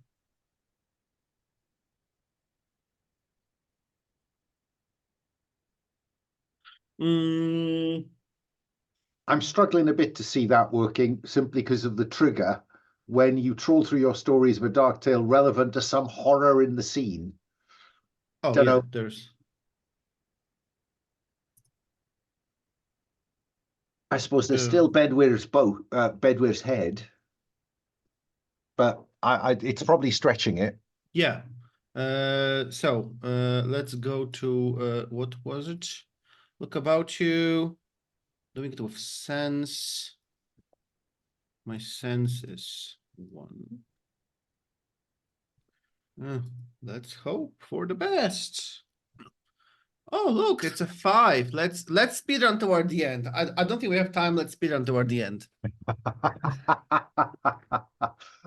So I've marked shade, and I guess that there is the possibility of helping yourself because use of language, convincing people ought to be in your wheelhouse. So you could help yourself, or you could call on Cola for help to improve that.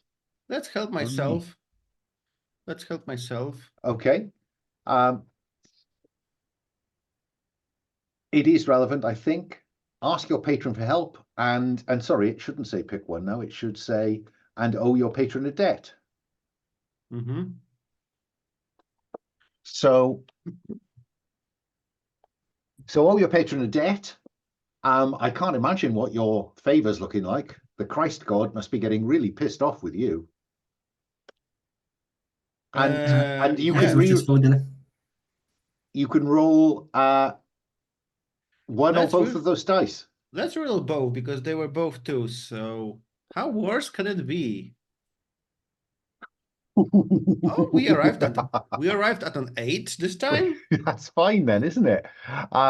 So on an 8, in that case, the fates will tell you something relevant, or ask you to suggest something that interests you. What do you want to get out of this? Because you're about to phrase an insight. You may want to get something from this conversation that leads you to an insight. I don't know.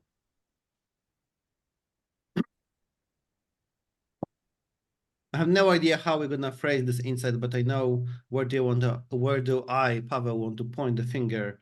And I think maybe Iofor just like looks slightly toward Elwyn and then is afraid to say anything more. Oh, oh. Would you like to phrase an insight on the basis of that? It was, in fact, the butler what done it. I feel like I phrased so many insights already. Well, again, feel free to poll the table. But you know, you seem to have an idea where you wanted this to go.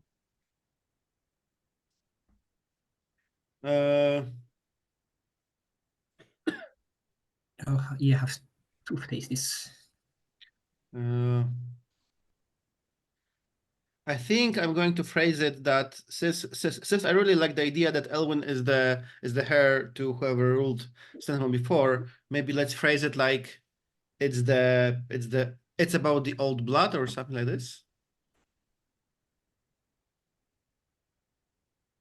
The old bloodline. Yes. Yeah. ... Okay. And with this, I think I kind of want to call in the revelation order. So, do you want to have a revelation, guys? Are we back to trying to come up with a better solution? I think it's the only right choice. Because otherwise, people are going to start dying of the coughing sickness. Yeah, I think we should go. So, Okay. Where do you want to start, Cola? So basically, I still like the idea of Elvin being like the one through air, but I want to phrase it that instead of someone wanting to put Elvin on the throne, this is Elvin trying to get themselves back on the throne. Okay, so are you connecting Aelwyn to the old bloodline? Yes. Okay. Gwilog? I was thinking maybe there's a reason why Alwyn is not on the throne. Maybe it is by choice, and maybe they were setting Lady Dongithu up for something, maybe to be taken by the Fae. Okay, so which insight does that lead you to then? That would lead, I think, the Dark Lady. The Dark Lady is extending her tendrils with the old bloodline. Dark Lady in this case being the Lady of the Forest. Okay, so right, so we're thinking of a different Dark Lady this time. Okay. In that case, I can kind of rephrase mine and sorry. And rephrase it to being Elvin is the one that broke the treaty to get back to get back his rightful throne by setting up Lady Dongithu. Okay, so an ancient treaty. You're relating Aelwyn to the ancient treaty. Yeah? Yes. Mm-hmm. Okay. Isolde, where do you want to go next?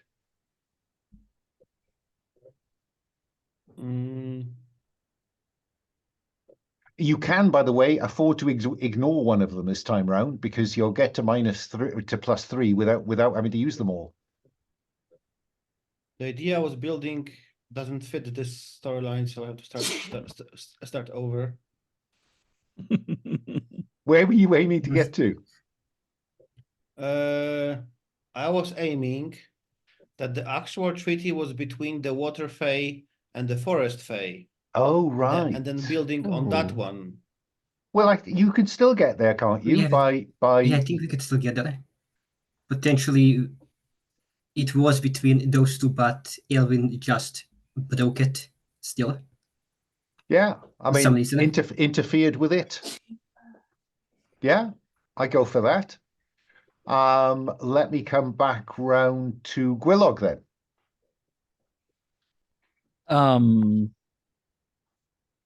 I don't have anything else to offer. Like I'm really happy with the narrative that we have going now. Okay. Yeah. There is no obligation, I should stress. Cola? Maybe we could, perhaps, we could add in the misinterpret the rules as this. I'm trying to think to the words we could add on to make sense. Maybe the misinterpreting the root ones could potentially be that how is it? I mean, could it be that Aelwyn was deliberately misinterpreting rules in his advice to Lady Dongifu, if we're talking about setting up Dongifu? Yeah? Yeah, that could work. Isolde, And where do you go?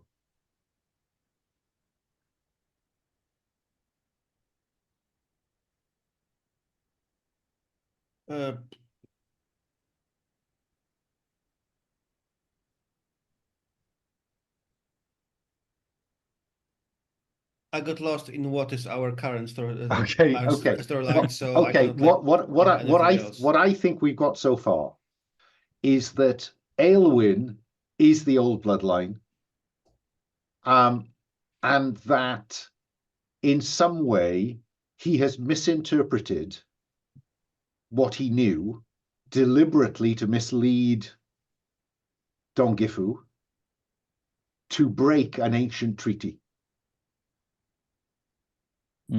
For his own ends is the sense we get, unless I'm going off. That's what I think I've heard. And Yeah? if I go on, if I can connect that with like to circle back to a man must enter the forest. The part of the treaty is that the king has to sacrifice himself, and he just didn't want to do that. Right. Okay. So man must enter the forest. Aelwyn doesn't want to enter the forest. Okay. So he installs a different king. Does that help, Pavel? Because I'm looking for one more connection to get to +3.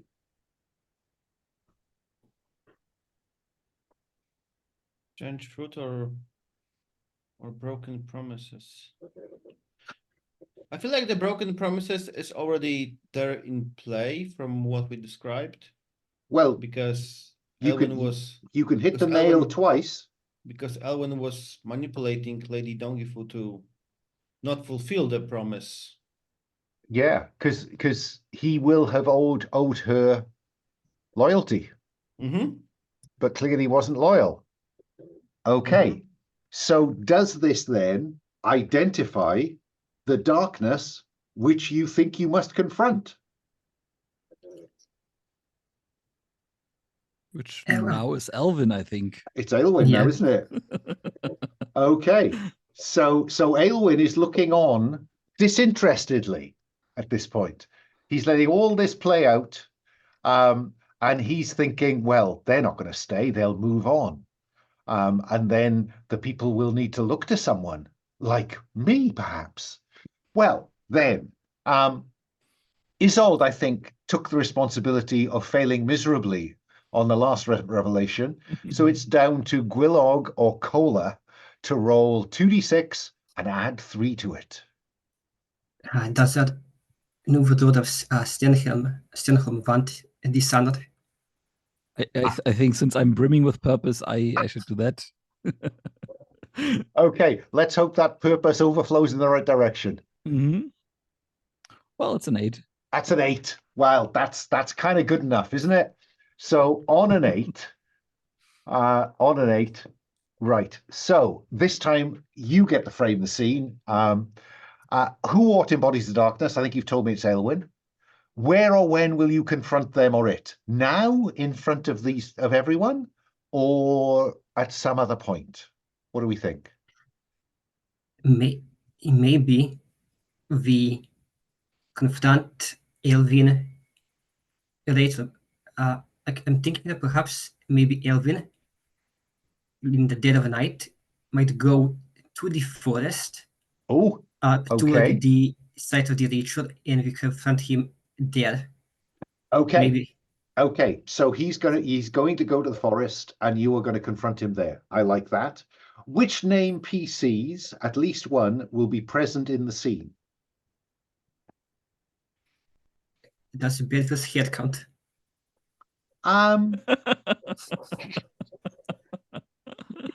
Maybe as ghost. If you think you can play Bedware's head into this, I am very happy for Bedwyr to be there in spirit. So maybe the Queen of the Fae. Okay, yes, yes, the Lady of the Forest. I'm prepared to have the Lady of the Forest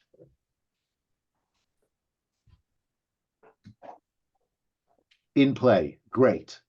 What is it you fear most from this, do we think? Apart from further failure. Apart from further failure. Are you afraid something's going to happen to you? No. The only thing I'm afraid of, I'm not afraid of anything. Not finding my purpose, maybe? Yeah. I think Kola would be afraid that perhaps that they are too late and that this treaty between the forest and Stenholm can never be repaired. Like they're too late. Yeah. Yeah. So the harm cannot be made right. Isolde, anything you're particularly worried about at this point? No, I share the idea that we are too late. We have Okay. been Yeah, me too. manipulated by the Fae for too long. Aelwyn and the Fae managed to mislead you sufficiently to buy time to be successful. I like It's that. really just been Elwyn, actually. Yeah, poor old Aelwyn. Yeah, what a generous chap he is. Yeah. And two-faced. So fine, that is the scene. We are just, I think, across the boundary of the forest. You followed him. You see him step into the forest, and an eerie green light begins to fill that area. And you see the light is being emitted by, I don't know, somebody tell me something about the Lady of the Forest. Kola, tell me something about the Lady of the Forest. Apart from the fact that she's glowing green. I would say that she is. I would say like extremely tall. Tall. Fine. Tall. Like that. Isolde, tell me something else about the Lady of the Forest. She's at least partially covered by tree bark. I mean, Tree bark. I like that. And finally, Gwilog, tell me the final thing about how she looks, how she sounds, anything you like. She wears sealskin around her shoulders. Ooh. Okay. A sealskin wrap. Okay. Tree bark, tall and willowy, long-limbed, perhaps 8 or 9 feet tall. Okay. Okay. And then what do you do? I will always go to Kola in the first instance because he always gets the opportunity to step into danger, into the unknown first. Doesn't mean you have to do it because you've done it already in terms of hitting that XP target, but I'll come to you first. Okay. Question for the table. What exactly is our plan against Erwin? Are we going to, is our plan to kill him or to make him repair the treaty or the what exactly? Well, I think if you can humble him and spare him, then you've got control over him. So then he'll do whatever you want him to do. So at the minute, the object is to reach a point where you can humble Aelwyn. And Aelwyn has several defenses. One is belief in his bloodline. He believes that he is fated to do this. He too is brimming with purpose. And the other thing is that he is, it's a power.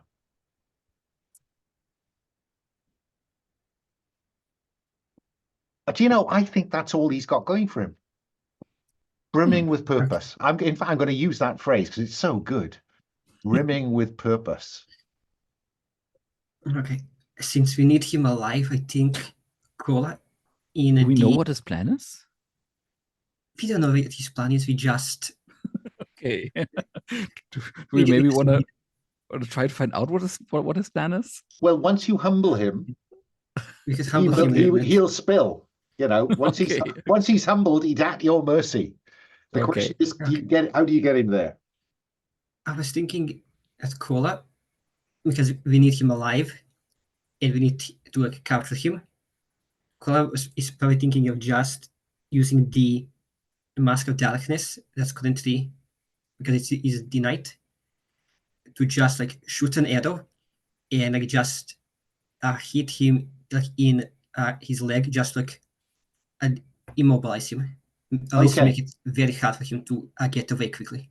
Spill his purpose. Okay, so let's have you roll with with sense or steel. To a sense, actually, it's dark. Yeah. You need to pick your target here. Failure could be a concern. It's an 8. Ooh, so on an 8, 7+, I think brimming with purpose just took a real hit. Because he thinks he's home free, and yet suddenly into his thigh. On 7+, the defense is erased, but the threat picks 1. Use their power, and their power is a golden tongue. And as he goes down on one knee, he looks behind. In the glow of the lady's light, he sees the 3 of you, and he says to her, "They've come to stop us making a treaty, my lady." And she intervenes. She has a couple of defenses. She has a long reach because she's tall. She has bark skin because she has bark skin. So she has 2 defenses. Cola acted. That's happened. Isolde, Gwilog, which one of you acts next? I'm open to offers. I would like to. Sorry, you go first. Since we are already started the encounter, I think Isolde is going to take his bagpipe, stand out from the bushes we were hiding behind from, and started playing some kind of a battle song to maybe scare our enemies, that there's an army coming behind us to the sound of the song. That fits so nicely with what I have in mind, almost as if we had coordinated. Okay, so you does the bagpipe? Do I deal with bagpipes first and then you? Is that the way this plays? Yes. Okay, so which tree bark or her tall and long reach? I don't think the bagpipe does much for that. I'm doing the support, so I'm attending to me. Oh, of course you are. Of course you are. Of course you are. Attend to me. You are certainly calling for attention and performing. Roll plus subtle. It's a 12+. So on 10+, the attention you draw is so rapt that every hero in the scene gains advantage. That's you, Cola, and Gwilog. Cool. The Queen just stands and just is entirely focused on you, Isolde. Gwilog, did this play into your plan? Yes. I'm not entirely sure what move that is, though. But what I was thinking of doing is to... you tell me what you want to do. I'll tell you what the move is. There you go. What I was thinking of doing is to call out to the... now I forgot their name. To the seal ladies. Oh, the Selkie. Selkie, exactly. The moment that Gwilog sees the seal skin on the Dark Lady's shoulder, he's calling out to them, like something soul, and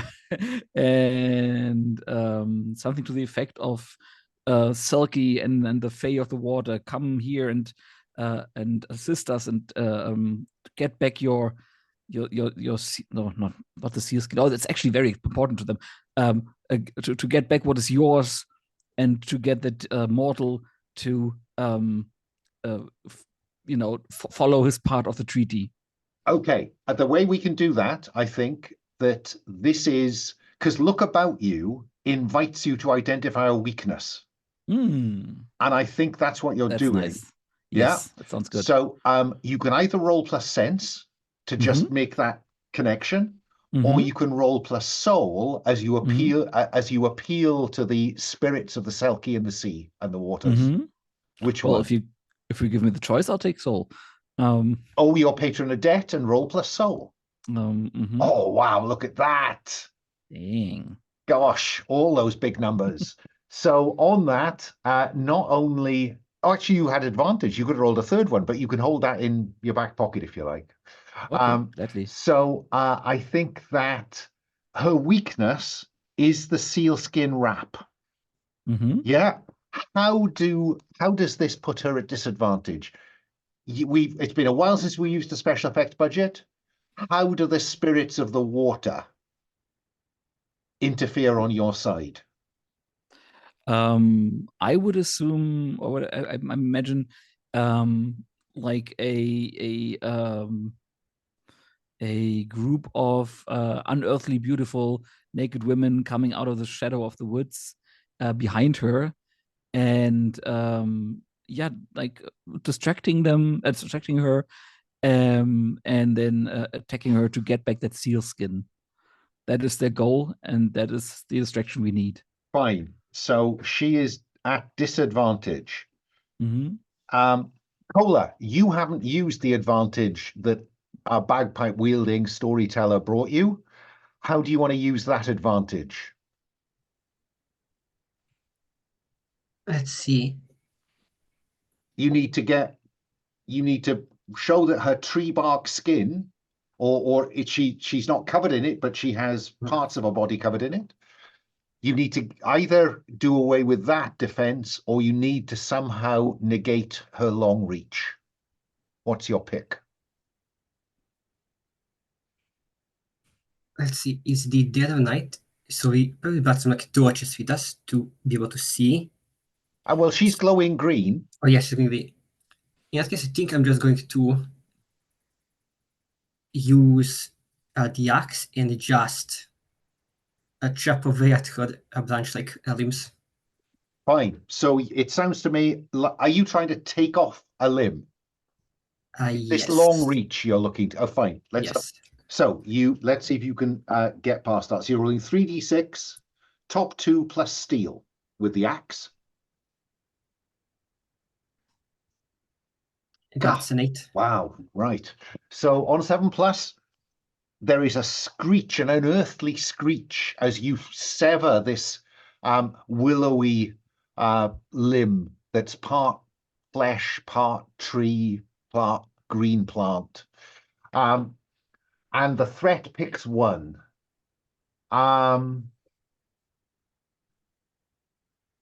They use a power on you. They have a power to control the forest.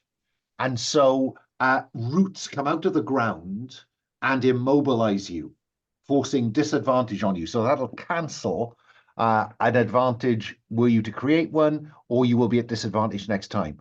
Gwilog, the ladies have interfered. You have advantage. What do you want to do with it? She is not actually my enemy. The Skald is. So I am thinking of, is he still protected, or can I already humble him? I think you can attempt to humble him. Yeah. Yeah, sure. I just need to know how. What do you do? And I'm also, because I'm at -1 favor. But I don't know how to actually do it. I'm thinking of something along the lines of asserting my free will by giving in to my longing to belong to the forest and to the Fae. Okay, so you already have longing in play. You would have to choose another temptation to give. Okay. Yeah. You are permanently lumbered with longing. Yeah. But you can assert your free will and give in to another temptation of your choice. Okay. Yeah, that was part that I did not understand. Let me just ask Mhm. clarifying question because I believe you said that he has 2 defenses. And we only got rid of 1. No, I think he only had brimming with Okay. he had a power of a golden tongue. Okay. And that's what brought the Lady of the Forest into the Mhm. action. So, Gwilog. Yes. So I think then I'm giving into my wrath. You are bad-tempered and aggressive, -2 to convince them, but +1 to confront them and humble them with violence. Fine. And that is what I will do. Like with the strength of of 10 dead men, at least theoretically. I don't know if I use it mechanically. I'll just go and just grab him and go, you have brought your people to shame, and you have brought them in danger. You have gone back on a treaty. You are a coward. You are a coward and craven, and you deserve nothing but being forgotten and to die here alone. And you shake him like a rag doll and roll 3d6. Mm-hmm. Take the top 2 and add soul. Ooh. Because the strength of 10 dead men is a potent supernatural power. That is, well, let's see. Oh, well, that's that's a lot. That's 12 plus 3. So I think I'll give you the benefit of 10 plus. On 7 plus, they're at your mercy. Mhm. Sense I get is that you're not looking to shake him to pieces here. You are wanting to grant him mercy. Am I right? No, I do not. And the Oh. way I don't want to grant him mercy is that I take him like by the scruff of his neck and throw him towards to the feet of the Lady of the Forest, Oh. so she can take her piece Oh, that she's owed. right. Okay. Fine. On 10 plus, say what they give you or what you take from their remains. So you throw him at the lady. Mhm. I think at this point I'm going to assume that the Selkies have obtained the Mhm. sealskin wrap. Mhm. The lady is turning back towards you, and Mhm. you throw Aelwyn into Mhm. her arms or Mhm. arm. What do you say, Gwilog, as you cast him I into the say mercy of the Queen, which we don't think is very deep, the mercy of the Queen? yes. I say he has deceived me, no, not me, sorry. Let me go back. He has deceived you, my lady. He has deceived his people. He is a coward, and he owes you his life, and he owes you a debt. Take it. And she tears him to pieces. Mm-hmm. Bits of his body decorate the trees in the vicinity. Strange fruit indeed. Ooh, nice. And that is the darkness defeated. Who'd have thought it? The generous storyteller, not as generous as we might have hoped. I think that we've got time for the aftermath. So if I bring the leaving tab up, when the climactic confrontation with the darkness has been resolved, the fates ask the heroes to describe a brief epilogue for the settlement, and if they wish, for any surviving NPCs. Lady Dongifu is on the road. Yofur, I think, is probably going to be not, at least imprisoned and maybe executed for murdering Bedouin. And Aelwyn is in pieces decorating a nearby tree. But what about the settlement? If I can have one wish for the settlement, it would be that Lady Dongifu is reinstated. Since she was falsely framed, she did not actually do what the storyteller told us she did, and by all accounts, she was a more or less competent ruler, albeit not a bit underhand. So, Isolde, this has changed Lady Dongifu's character. She's always been a bit manipulative, a bit underhand. how has she changed? Pick a new descriptor for Lady Dongifu that reflects this second chance that she's being given. If I'm not mistaken, pious means religious. Yes.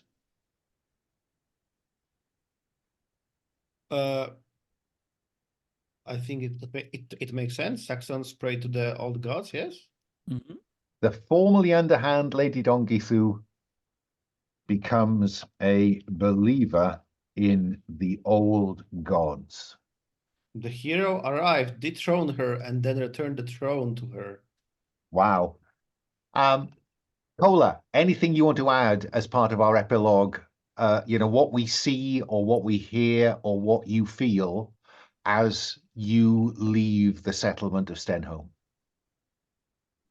I think as we leave the settlement of Stenholm behind us, we kind of see it like slowly begin coming back to life. Like the animals look healthier now.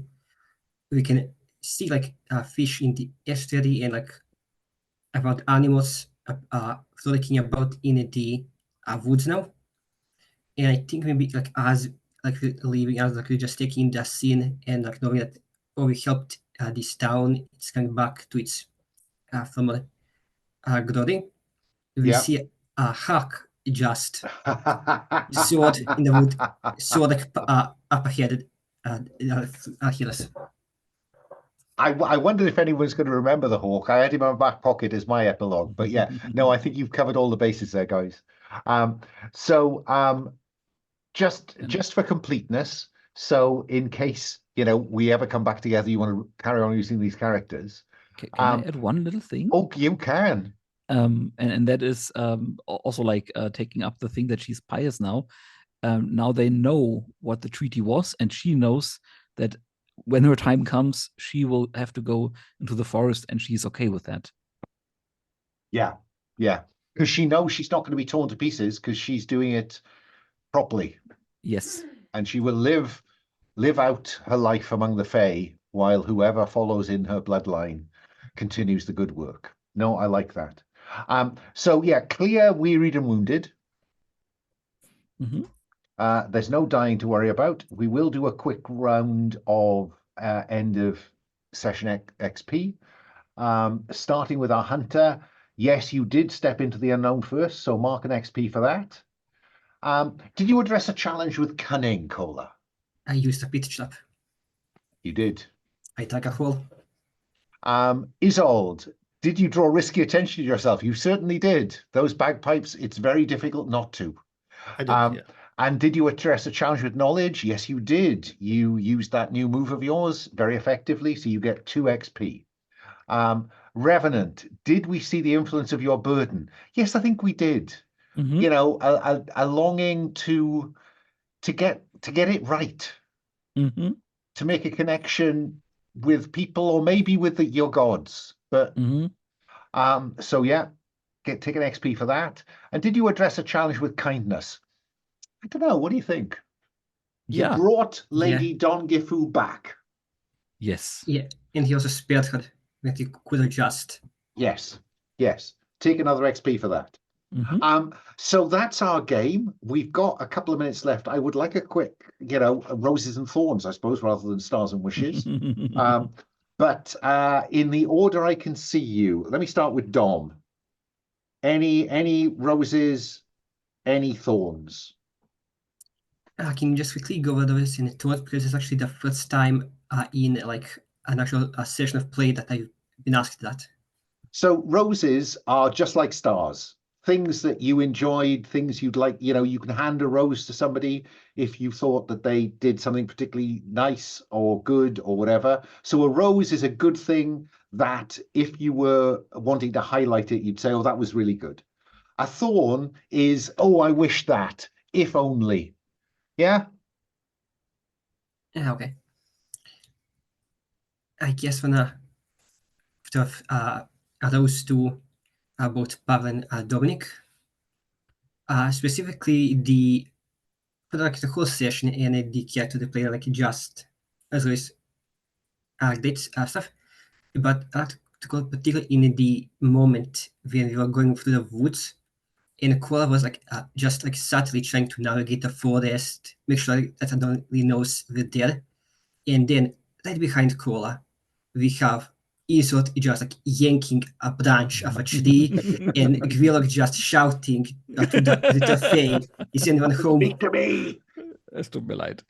Yes, spot on. I'll come back for any thorns in a moment. Dominic, any roses?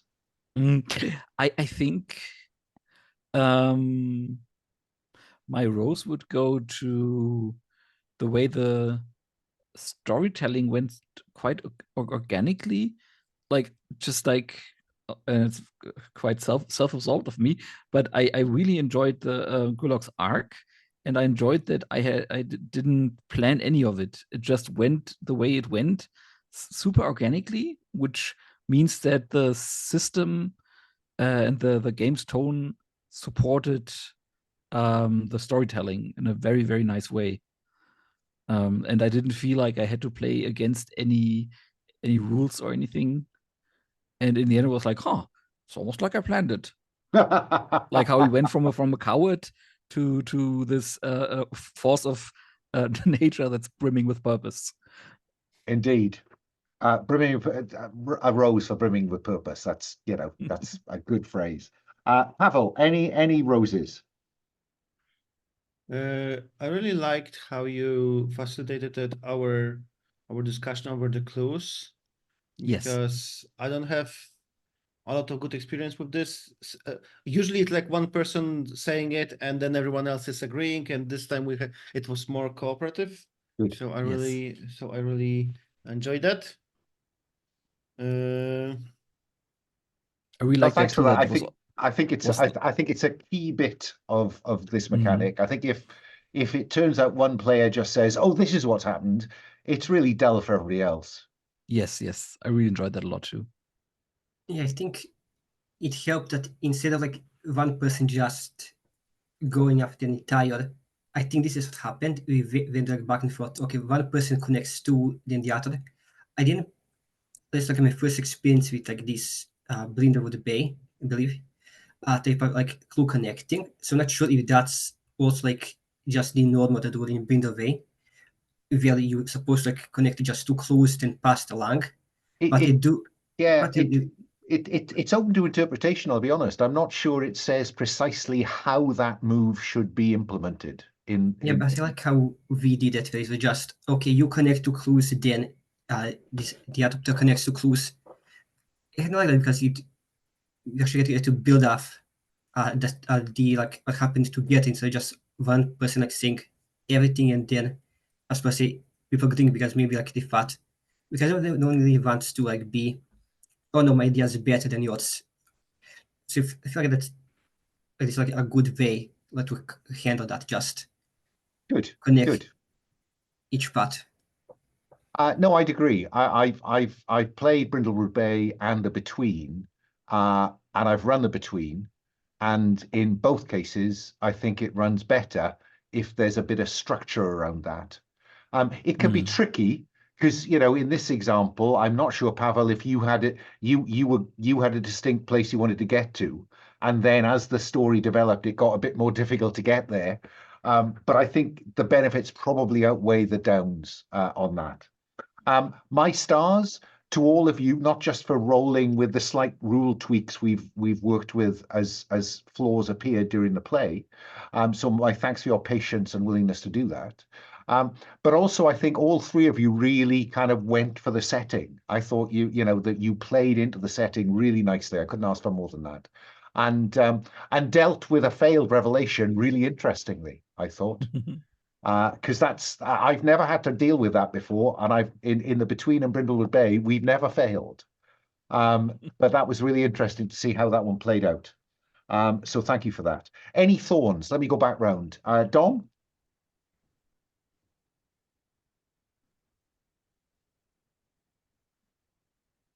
At the moment, I can't really think of anything, so perhaps go down to the others first, and I'll see Yeah, if fine. If something a comes chance up. they can come. Dominic? My thorn would be that there are parts of the rule system that are still not entirely clear to me. Mhm. In the way that even after 4 sessions, I would not feel fit to GM the game, and particularly this entire favor system. Like I don't feel it added anything, and it's a resource that I think, and maybe it's like my very limited view from playing the only supernatural character, maybe, who relies quite heavily on, on like supernatural stuff. But it's a currency that I would have preferred to not have to have thought about. Yeah. I think it's an interesting question. Debt's been in from a very early incarnation, and I'm loath to be rid of it, but I hear what you say. Yeah. Pavel, any thorns? I'm really sad we didn't arrive at a point to use the cool stuff you have on Raider's tab. So Yes. Next time. Yeah, but I'm quite pleased with that, I must say. But there you go. yeah, game wise, I don't know. Still, the shade is kind of like weird to me because we were all the session on the brink. If we happen to mark this next one, do we go immediately to attack? I don't know. On one hand, I like the clock. On the other hand, what we felt so much, the clock is so full. It's like, I don't know. When you keep using the ticks and we keep adding the ticks, it sometimes feel like not much happens. Changes. Yeah, I Not know. much changes other than a currency for you to sometimes use some more moves, which is cool. I don't know. It's I like the idea of the clock. I'm not sure it's yet implemented right. yes, I really like the idea how it was like growing up, the dismal, dreary, bleak. But then when we were at the very end, you were using the point, we were adding the point Yeah, failure. You didn't even adding the point, and it was like, yeah. I what I'm wondering is whether the 4-3-2-1 is too sharp a decline. So, because there is literally then you're on a knife edge to dark. That's what I'm thinking at the moment. Sorry, Doc. I think maybe like for the shade, is maybe like instead of the whole dark being maybe like the whole end, everything's gone to hell. Maybe the dark is kind of one of those. It gets to dark, and you like throw like a big threat at the heroes, and then the shade maybe like resets and then goes back from the beginning. Like that might be good because it would maybe like prevent what happened like in the first scenario where we just continuously failed and like just quickly like went through the scenario.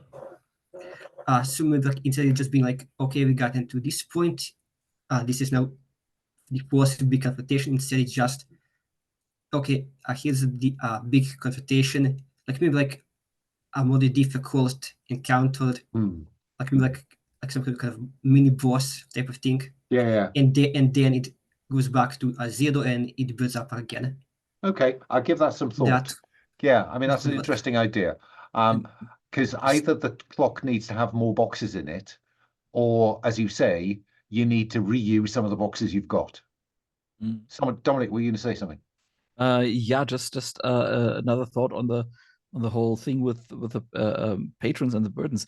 Like, I think what is I don't dislike the system per se. I actually really like because particularly since like in the 3rd and 4th session, this like the gods having a really strong part in Gwilog's like decision making and his inner monologue really added to the game for me.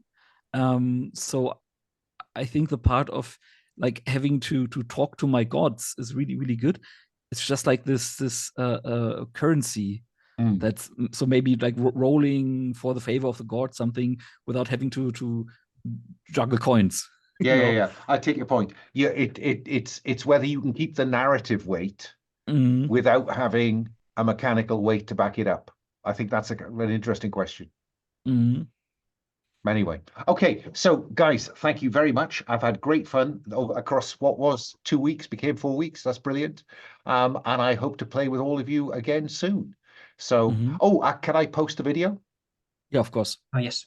Thank you very much. All the best, guys. Oh, and happy Easter.